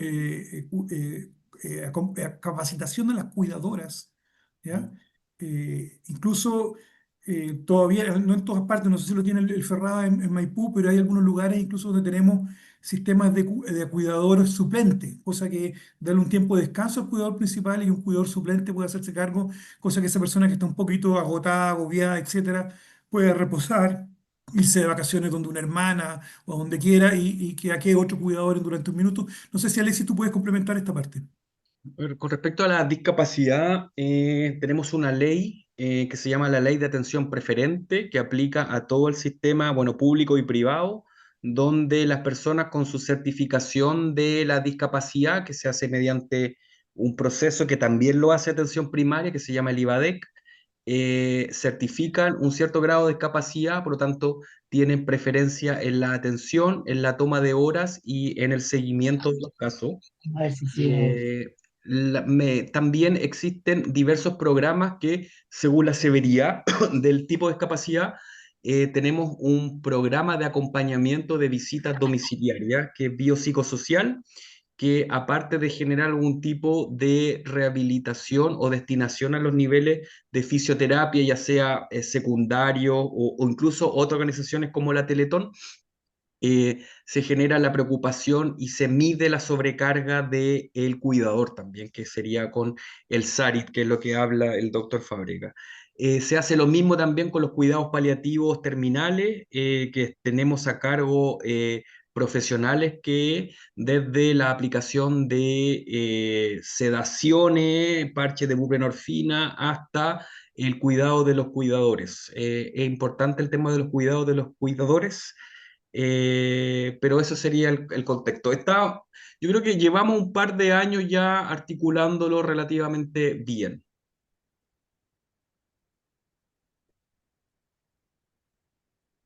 Perfecto, muchas gracias, doctor. Vamos a continuar acá con un grupo de preguntas.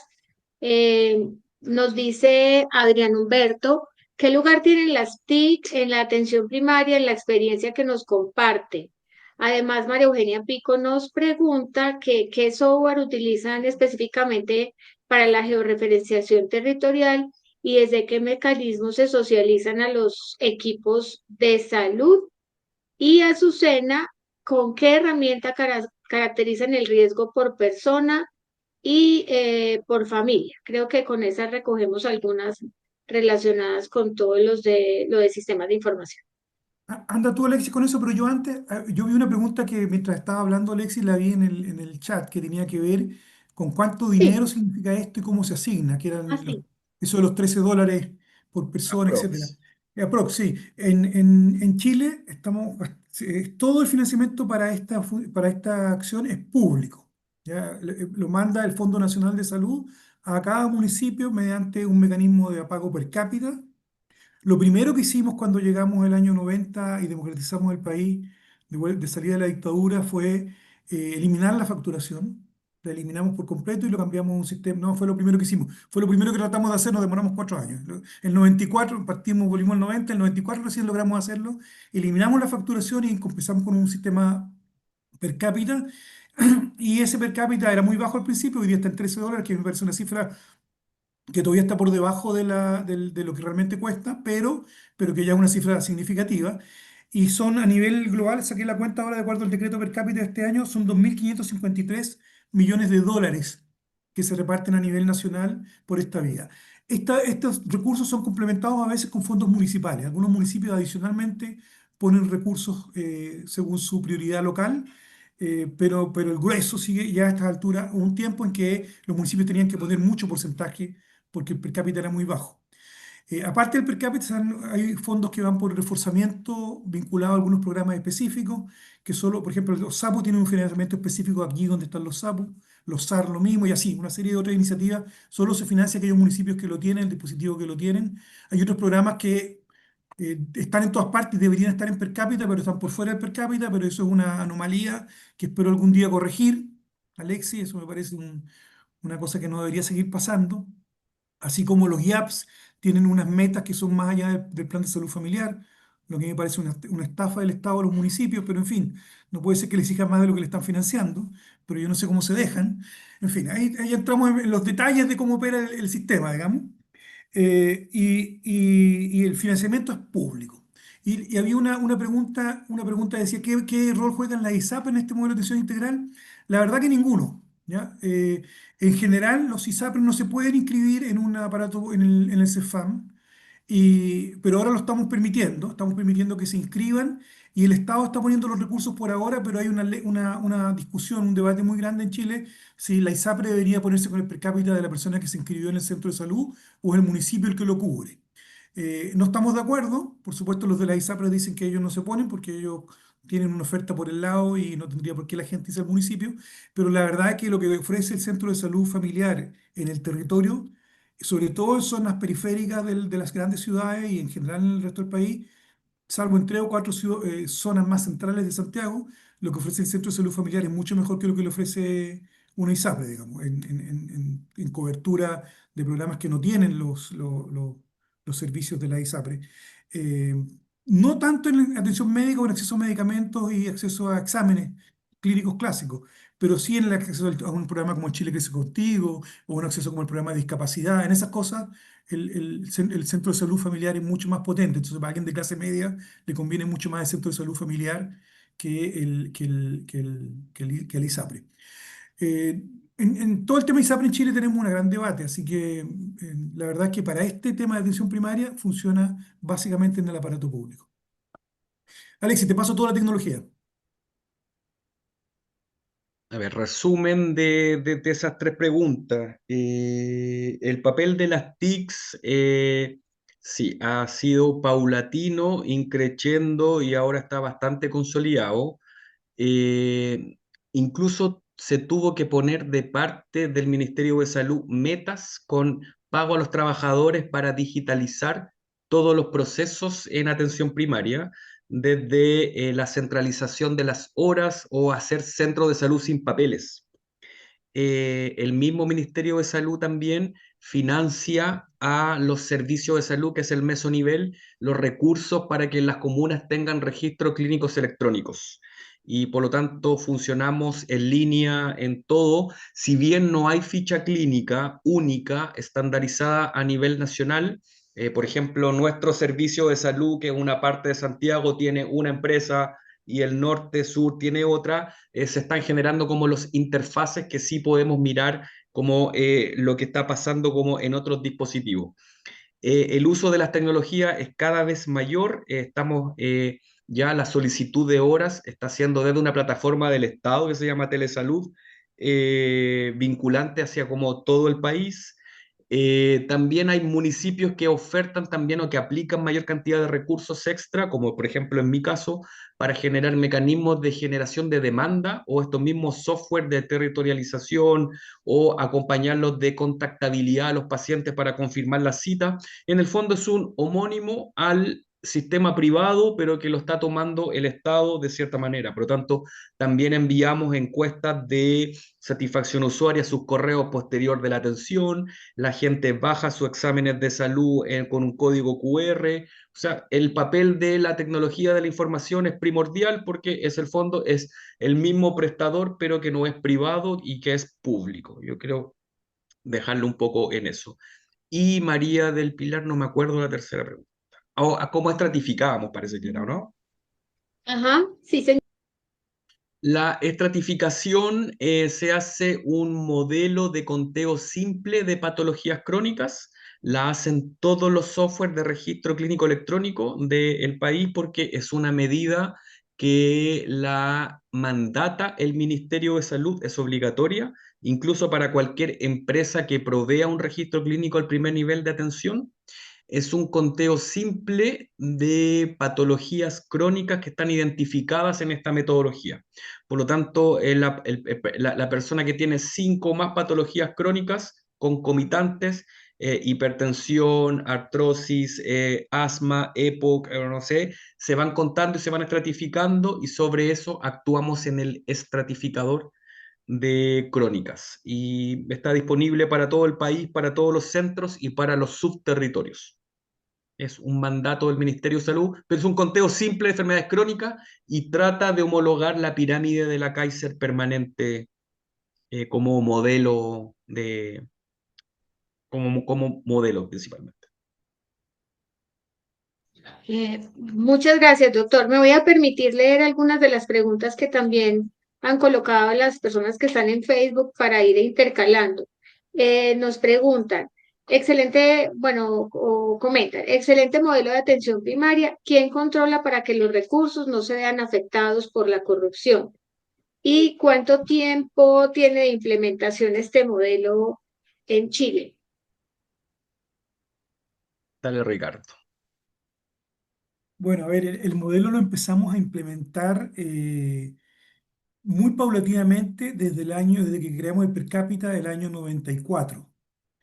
Hacia el año 98 ya habíamos pasado de lo que eran los consultorios a los centros de salud familiar, pero el modelo salió propiamente tal, formulado como hoy lo conocemos, yo diría que, no sé, sería el 2004, 2005 el MAIS, el modelo de atención integral, Alexis. Ahí tú ya estabas en las pistas, digamos. Eh, 2007. 2007 por ahí ya. Lo empezamos a elaborar antes y lo terminamos publicando por ahí por el 2007. Yo era subsecretario en ese minuto, viceministro de Salud. Y desde entonces se viene aplicando y desarrollando cada vez mejor, encuentro yo, eh, en todo lo que tiene que ver con esta creciente preocupación por la persona como en el centro, como colocando a la persona en el centro y generando programas que sean integrados en función de la persona y no en función de los programas verticales originales. Todavía el esfuerzo es gigantesco para que lo logremos de verdad, y mi impresión es que si fuéramos a la misma velocidad, pues, estaríamos por ahí por el 2030 y tanto, llegando al ritmo que vamos, digamos. Yo creo que se puede hacer más rápido.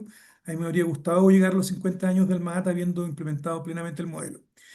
Lo peor es que ahora el modelo lo queremos cambiar, algunos, ¿ya? Pero todavía sigue siendo el MAIS, el modelo de atención integral en salud, lo que norma el ministerio.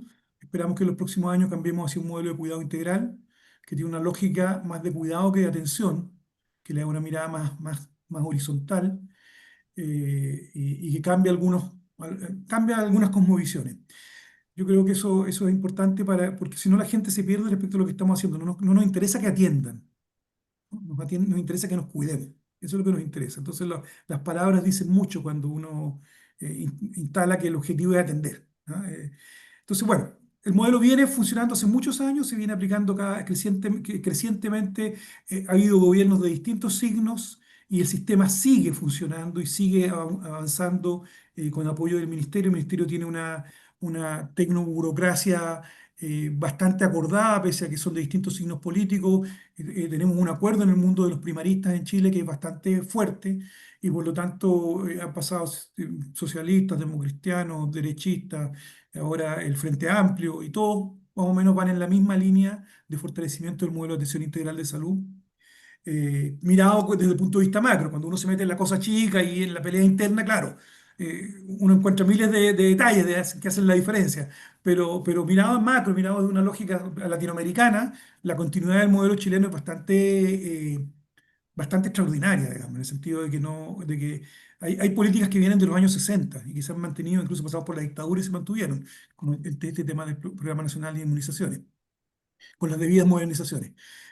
Eso respecto a desde cuándo viene el modelo. La otra pregunta era, ¿se me La fue? corrupción. Bueno, mira, lo más importante, nosotros siempre fuimos muy mano dura con la corrupción. Yo creo que esto se ha ido relajando en el último tiempo, pero nosotros éramos bien brutos desde el sector salud. Yo le decía incluso a los alcaldes, mire, señor alcalde, usted si quiere robar plata del tema de la basura, robe plata del tema de la basura, pero con la salud no se meta. ¿Ya? La salud es sagrada y aquí no se me meta, señor. Y éramos muy pesados, ¿ya? O sea, cuando llegaba un alcalde a decirme que le faltaba plata, porque no sé qué, yo le decía, a ver, muéstrame su plantilla de profesionales. Y yo decía, oye, pero usted tiene metido ahí todos los que hicieron campaña. No esperará que yo le financie su campaña, caballero. Así de bruto, ¿ya? O sea, cuando los que somos autoridades con los niveles locales y cada vez que los pillamos, los castigamos. ¿Ya? Hemos sido históricamente muy duros en que en salud no aceptamos corrupción. Eso no significa que no haya, porque malulos hay en todas partes, ¿ya? Pero en general hemos sido muy duros cuando pillamos a alguien robando y es bastante, en salud, y es bastante mal visto, ¿ya? Es bastante mal visto que alguien meta la mano. Yo hoy tuve 4 personas que fueron sancionadas por el tema de las licencias médicas y fueron notificados que eran expulsados de... Destitución. Sí. Bien. Todo sinvergüenza para la calle. Lo que quiere hacer sinvergüenza es que se vayan a vender chocolate u otras cosas. Salud no. ¿Ok? Con salud no se metan. Todos los malulos del mundo váyanse a hacer otra cosa. Hay muchas cosas que hacer donde hacerle cera. En salud, no. ¿Ya? Aquí no venimos a hacernos ricos, venimos a servir a la gente. El que le guste hacerse rico, que se vaya a hacer otra cosa. Esa es la respuesta que tenemos. Y a veces se nos Bien, cuelan malulos. ¿Ok? O en todos lados. muchas gracias. Bueno, por acá tengo una pregunta también y es, voy intercalando, ya saben, ¿qué metas incluye el modelo en el componente en relación a los grupos que se priorizan como bajo riesgo o sin riesgo? Acciones alrededor de la promoción de la salud y la educación o generación de competencias en el cuidado de la salud.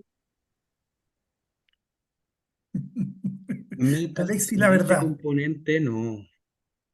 Tan de prevención o promo, pocas. Eso también lo hacen mejor los peruanos. ¿Ya? En el sentido de que en Chile estamos llegando no en el grupo inicial, estamos llegando cuando ya aparecen los primeros síntomas, las primeras alertas. Igual es preventivo, pero no es promocional propiamente tal. ¿Ya? Es decir, yo he visto con mucho dolor todavía este año, recorriendo los centros de salud de Chile, que llega una mamá, una señora, una abuela en realidad, de 60 años, con hipertensión, con diabetes, con sobrepeso, con dolores articulares, tomando 15 medicamentos, con problemas de estrés porque está preocupada por esto y preocupada por aquello. La trae su hija y vienen con la manito con la nieta. Y la hija tiene 40 años, no tiene ningún problema, en teoría, pero ha subido 10 kilos en los últimos 10 años, o sea, cuando tenía 30 pesaba una cantidad, ahora ha subido 10, ha subido 10, 15 kilos, o sea, ya está obesa, es sedentaria, se alimenta mal.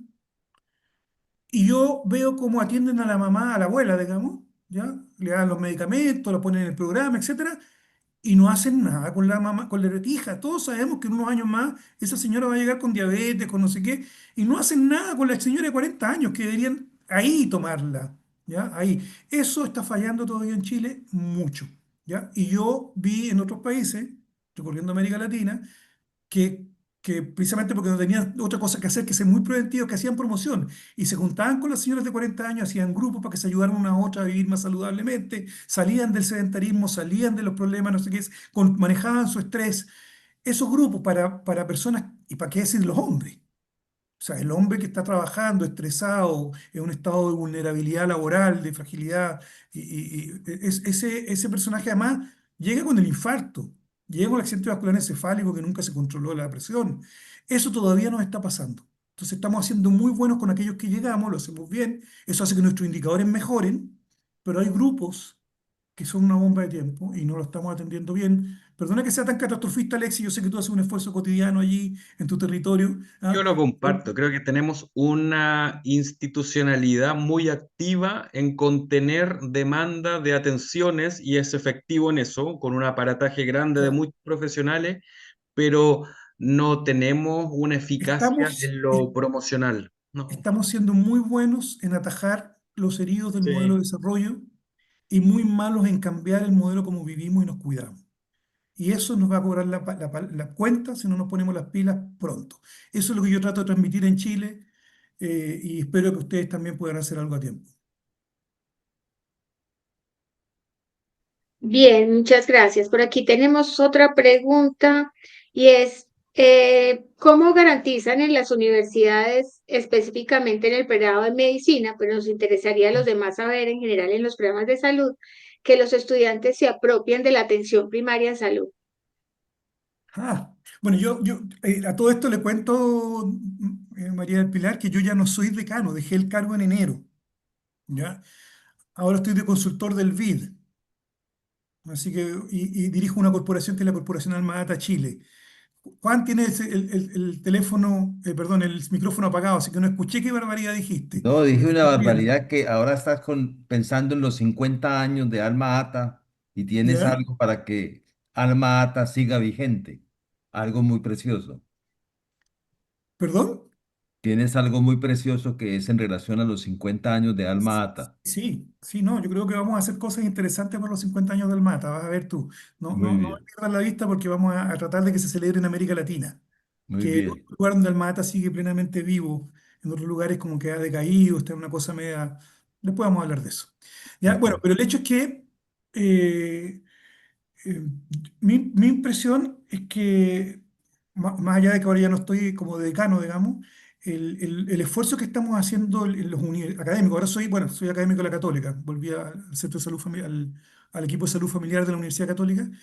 eh, los equipos académicos lo que estamos haciendo es todavía un esfuerzo titánico por cambiar la tendencia formadora en el modelo biomédico tradicional. O sea, el modelo biomédico sigue siendo el que existe, el que está, por cómo nos forman, digamos, por cómo se regula el sistema.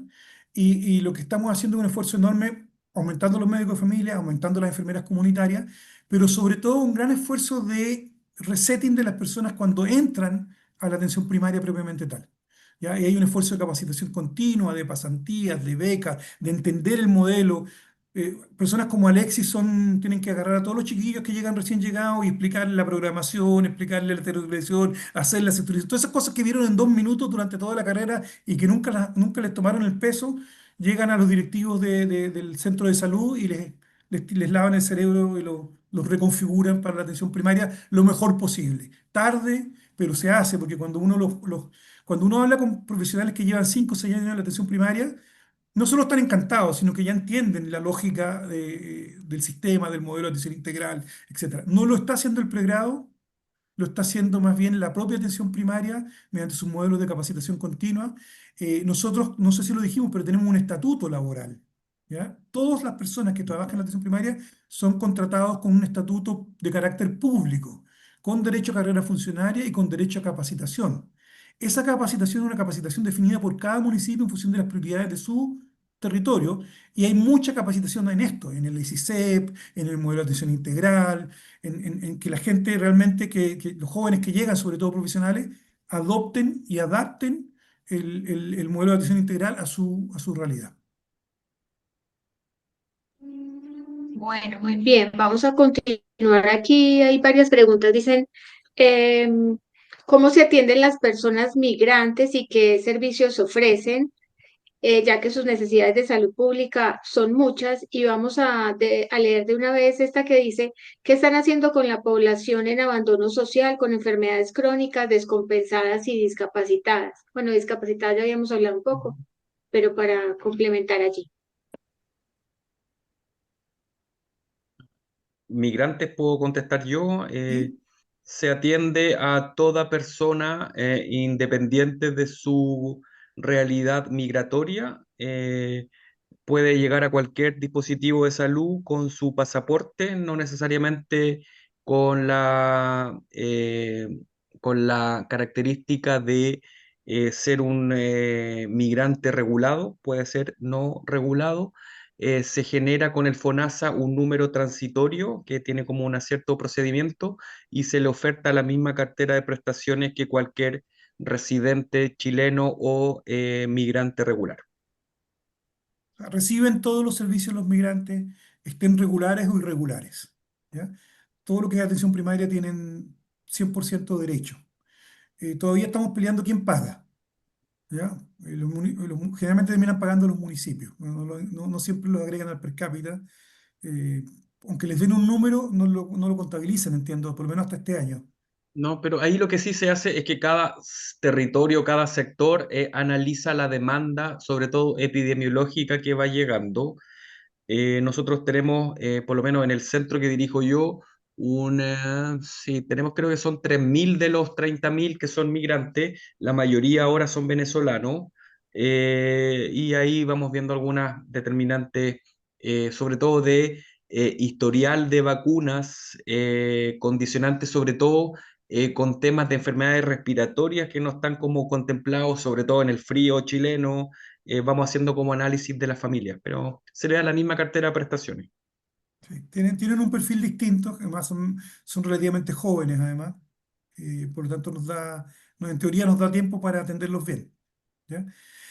Eh, bueno, en Chile somos bastante buenos para todo lo que es la atención de población en abandono social. ¿Ya? No hay, o sea, si hay algo que hacemos bien, es ir a buscar a esas personas y apoyarlas.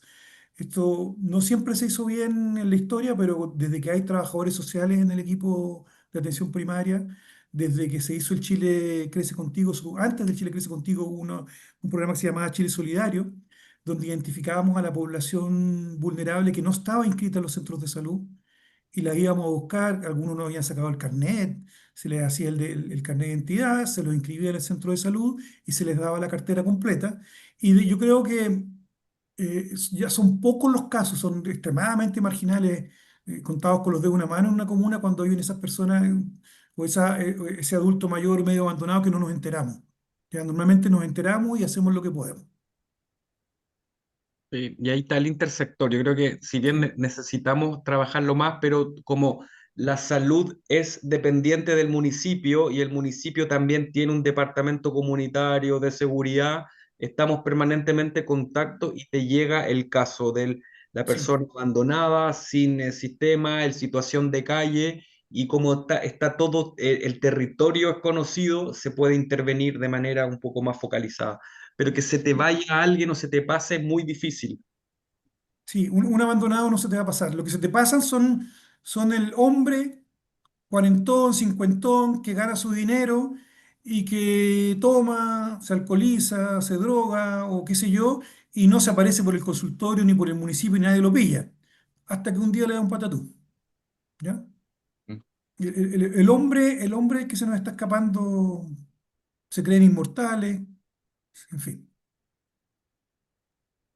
El hombre a medida nos está yendo Bien, hasta el humano.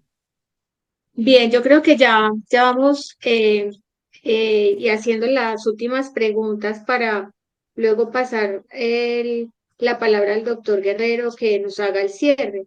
Pero aquí hay algunas que tienen que ver con los equipos. Doctor Alexis, usted ya nos había comentado eso en su presentación, pero algunas personas quisieran saber como el papel particular del fonoaudiólogo, del nutricionista, algún detalle para redondear sobre los equipos y responder las dudas frente a su conformación y si son iguales en todos los lugares. Sí, hay una cierta estandarización porque la cartera de prestaciones y también la sectorización es como un estándar. Puede ser que haya como mayor o menor de más un componente que otro según prevalencia de enfermedades o según cómo se articule la implementación del modelo. Yo creo que una de las características de la fortaleza de la atención primaria chilena es el equipo multiprofesional. Es mucho tipo de profesional. Por ejemplo, ahí, claro, alguien me pregunta por los nutricionistas dietistas y eso es obligatorio tenerlo en todo tipo de dispositivo de salud, porque aparte tienen funciones obligatorias a cargo. En mi centro para 30.000 tenemos 5 nutricionistas dietistas, entonces es obligatorio y así como son los fonoaudiólogos, no solamente ahora están bastante incorporados en la resolución de problemas vestibulares también y de habla en infantil, pero también en las unidades de otorrino, laringología de atención primaria como también en deglución en cuidados paliativos, están bastante integrados, si bien vienen como con programas verticales. Yo creo que una de las grandes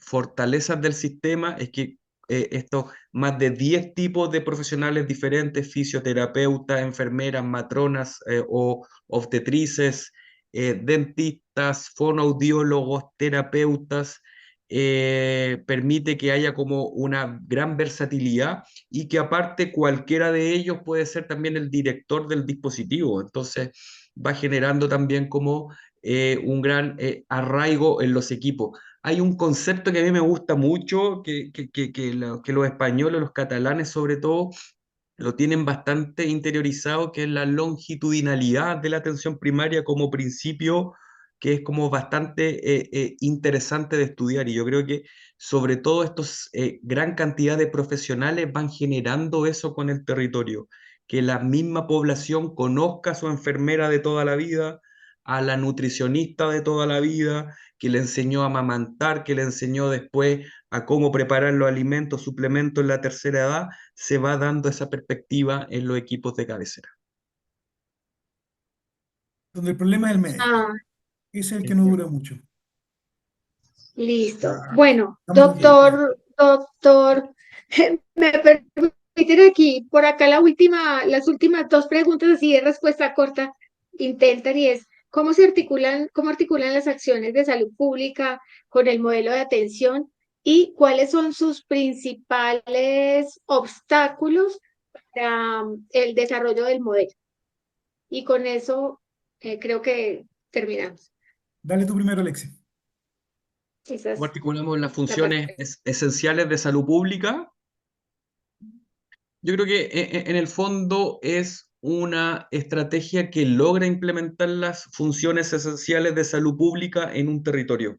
Si bien tenemos una cartera de prestaciones definida, que son como 146 actividades que se complementan con otros programas, logramos abarcar desde lo preventivo promocional hasta la rehabilitación en un territorio, haciéndonos cargo desde el análisis de casos por contagio de enfermedad aguda epidemiológica hasta controlar el crónico y su trazabilidad. Por lo tanto, la fortaleza, yo creo, del modelo es que logra implementar la teorización de las funciones esenciales de salud pública en un territorio definido.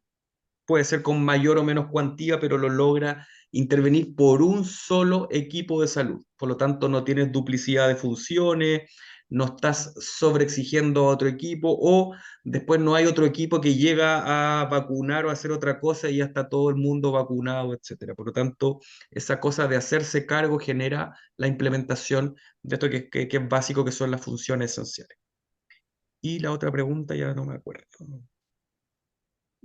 Los principales Las de obstáculos principales para lograr la obstáculos para efectividad del implementar el modelo. PIS. Yo creo que, yo creo que está complejo ese tema. Mire, quizás siento que es un modelo que quizás después de 30 años sufre un desgaste, yo creo que en la capacidad que tiene el Estado de modernizarse en ciertos procesos. Siento que ahí creo que estamos un poco al debe.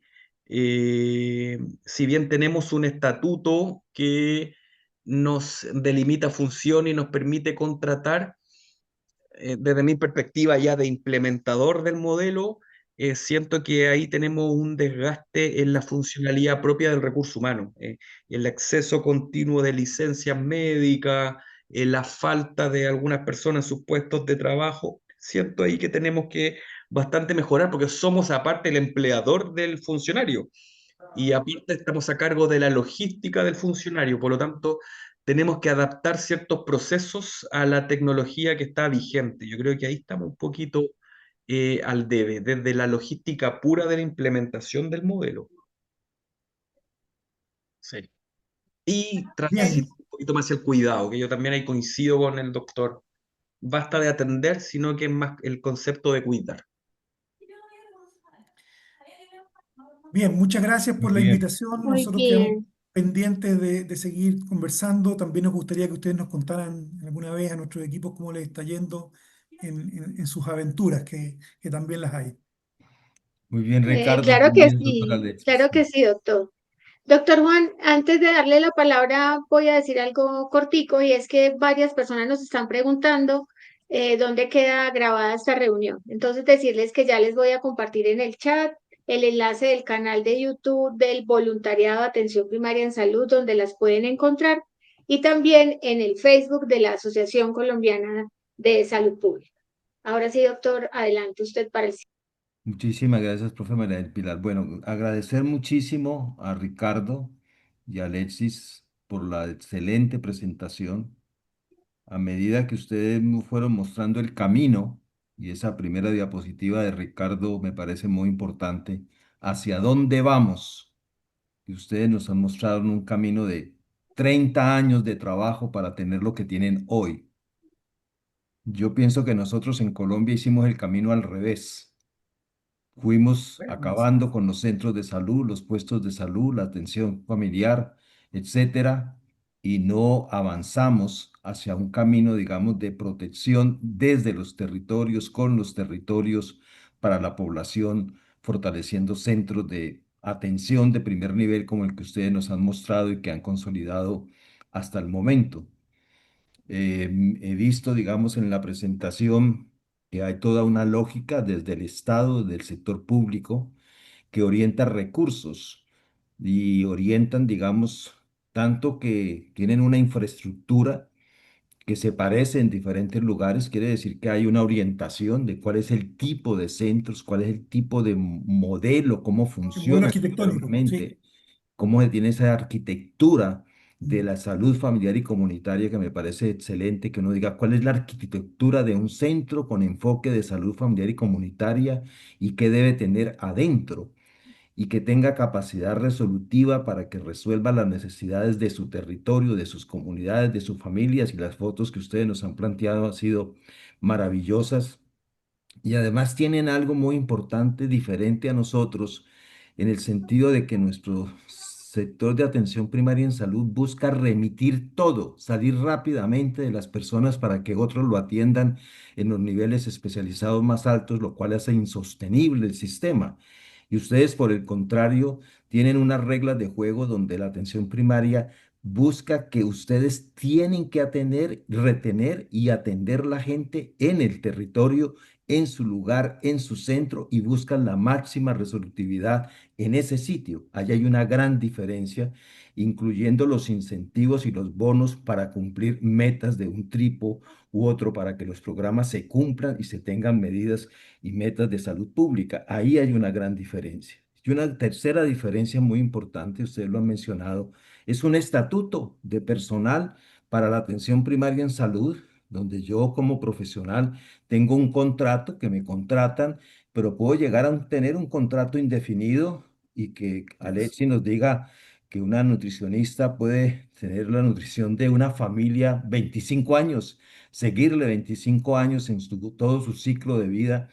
Eso es un sueño, que tengamos nosotros la posibilidad de no tener esa pérdida de continuidad y esa pérdida, digamos, de adherencia y de familiaridad con las personas que están en un centro de salud cuidando de un territorio. Entonces, un estatuto de personal, unos contratos fijos, unos contratos que pueden tener indefinidos e incluso que el Estado pueda financiar algunas becas para los especialistas de ese personal que está en formación para poder, digamos, darle continuidad a grupos que quieren especializarse y poder dar una atención diferente. Eso me parece muy, pero muy interesante. Llama mucho la atención de ese esfuerzo que hacen los centros de salud de rebobinar a todas las personas que salen de las universidades, lo cual significa la necesidad de esa unión de la alianza académica en lo que nosotros acá estamos llamando territorio escuela, de que podamos tener una mejor simbiosis, una mejor confluencia entre lo que estamos formando y lo que necesita el territorio, porque el doctor Alexis debe tener, digamos, muchísimas cosas para que se rebobine a todos los profesionales, para que entren en el sistema y después de 4 o 5 años, pues realmente sepan qué se espera de ellos, qué se está haciendo. Y usted nos lo ha mostrado en una forma bastante interesante. Pienso que la unión de lo que son los programas con el ejercicio ya interno en cada uno de los centros de salud, me parece que ahí puede haber variantes interesantes que ustedes en algún momento nos pueden mostrar, digamos, con mayor profundidad, pero se percibe claramente de cómo los diferentes programas nutren la actividad de los equipos de profesionales de la salud con unas responsabilidades en sus territorios. Yo tengo que decir que agradecer muchísimo. Me parece que nosotros aquí en Colombia estamos comenzando de nuevo a visualizar desde hace una década aproximadamente, desde el 2000 la ley de 1438 del 2011, bueno, no tanto una década, década y media hemos estado bregando porque la atención primaria salga de salir adelante. Me quedó sonando mucho el tema de los $13. Hice una cuenta aquí muy rápida trasladando eso a Colombia. Eso es muy difícil así trasladarlo, pero me llamó mucho la atención de que gastaríamos nosotros como el 26% de nuestro presupuesto si lleváramos la misma cifra para el sector de atención primaria en Colombia, lo cual es posible.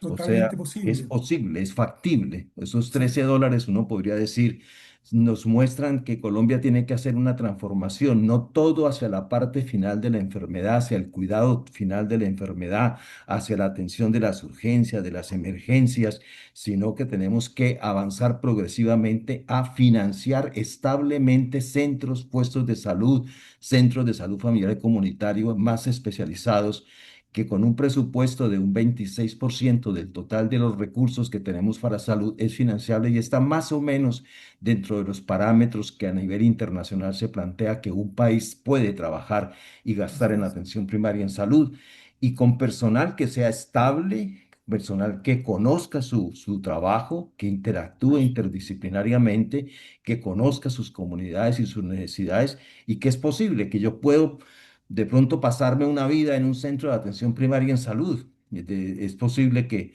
no sé qué tanto es la rotación de los médicos en los centros de atención primaria en salud. Posiblemente otros profesionales están más tiempo en los centros, pero muestran que es posible hacerlo.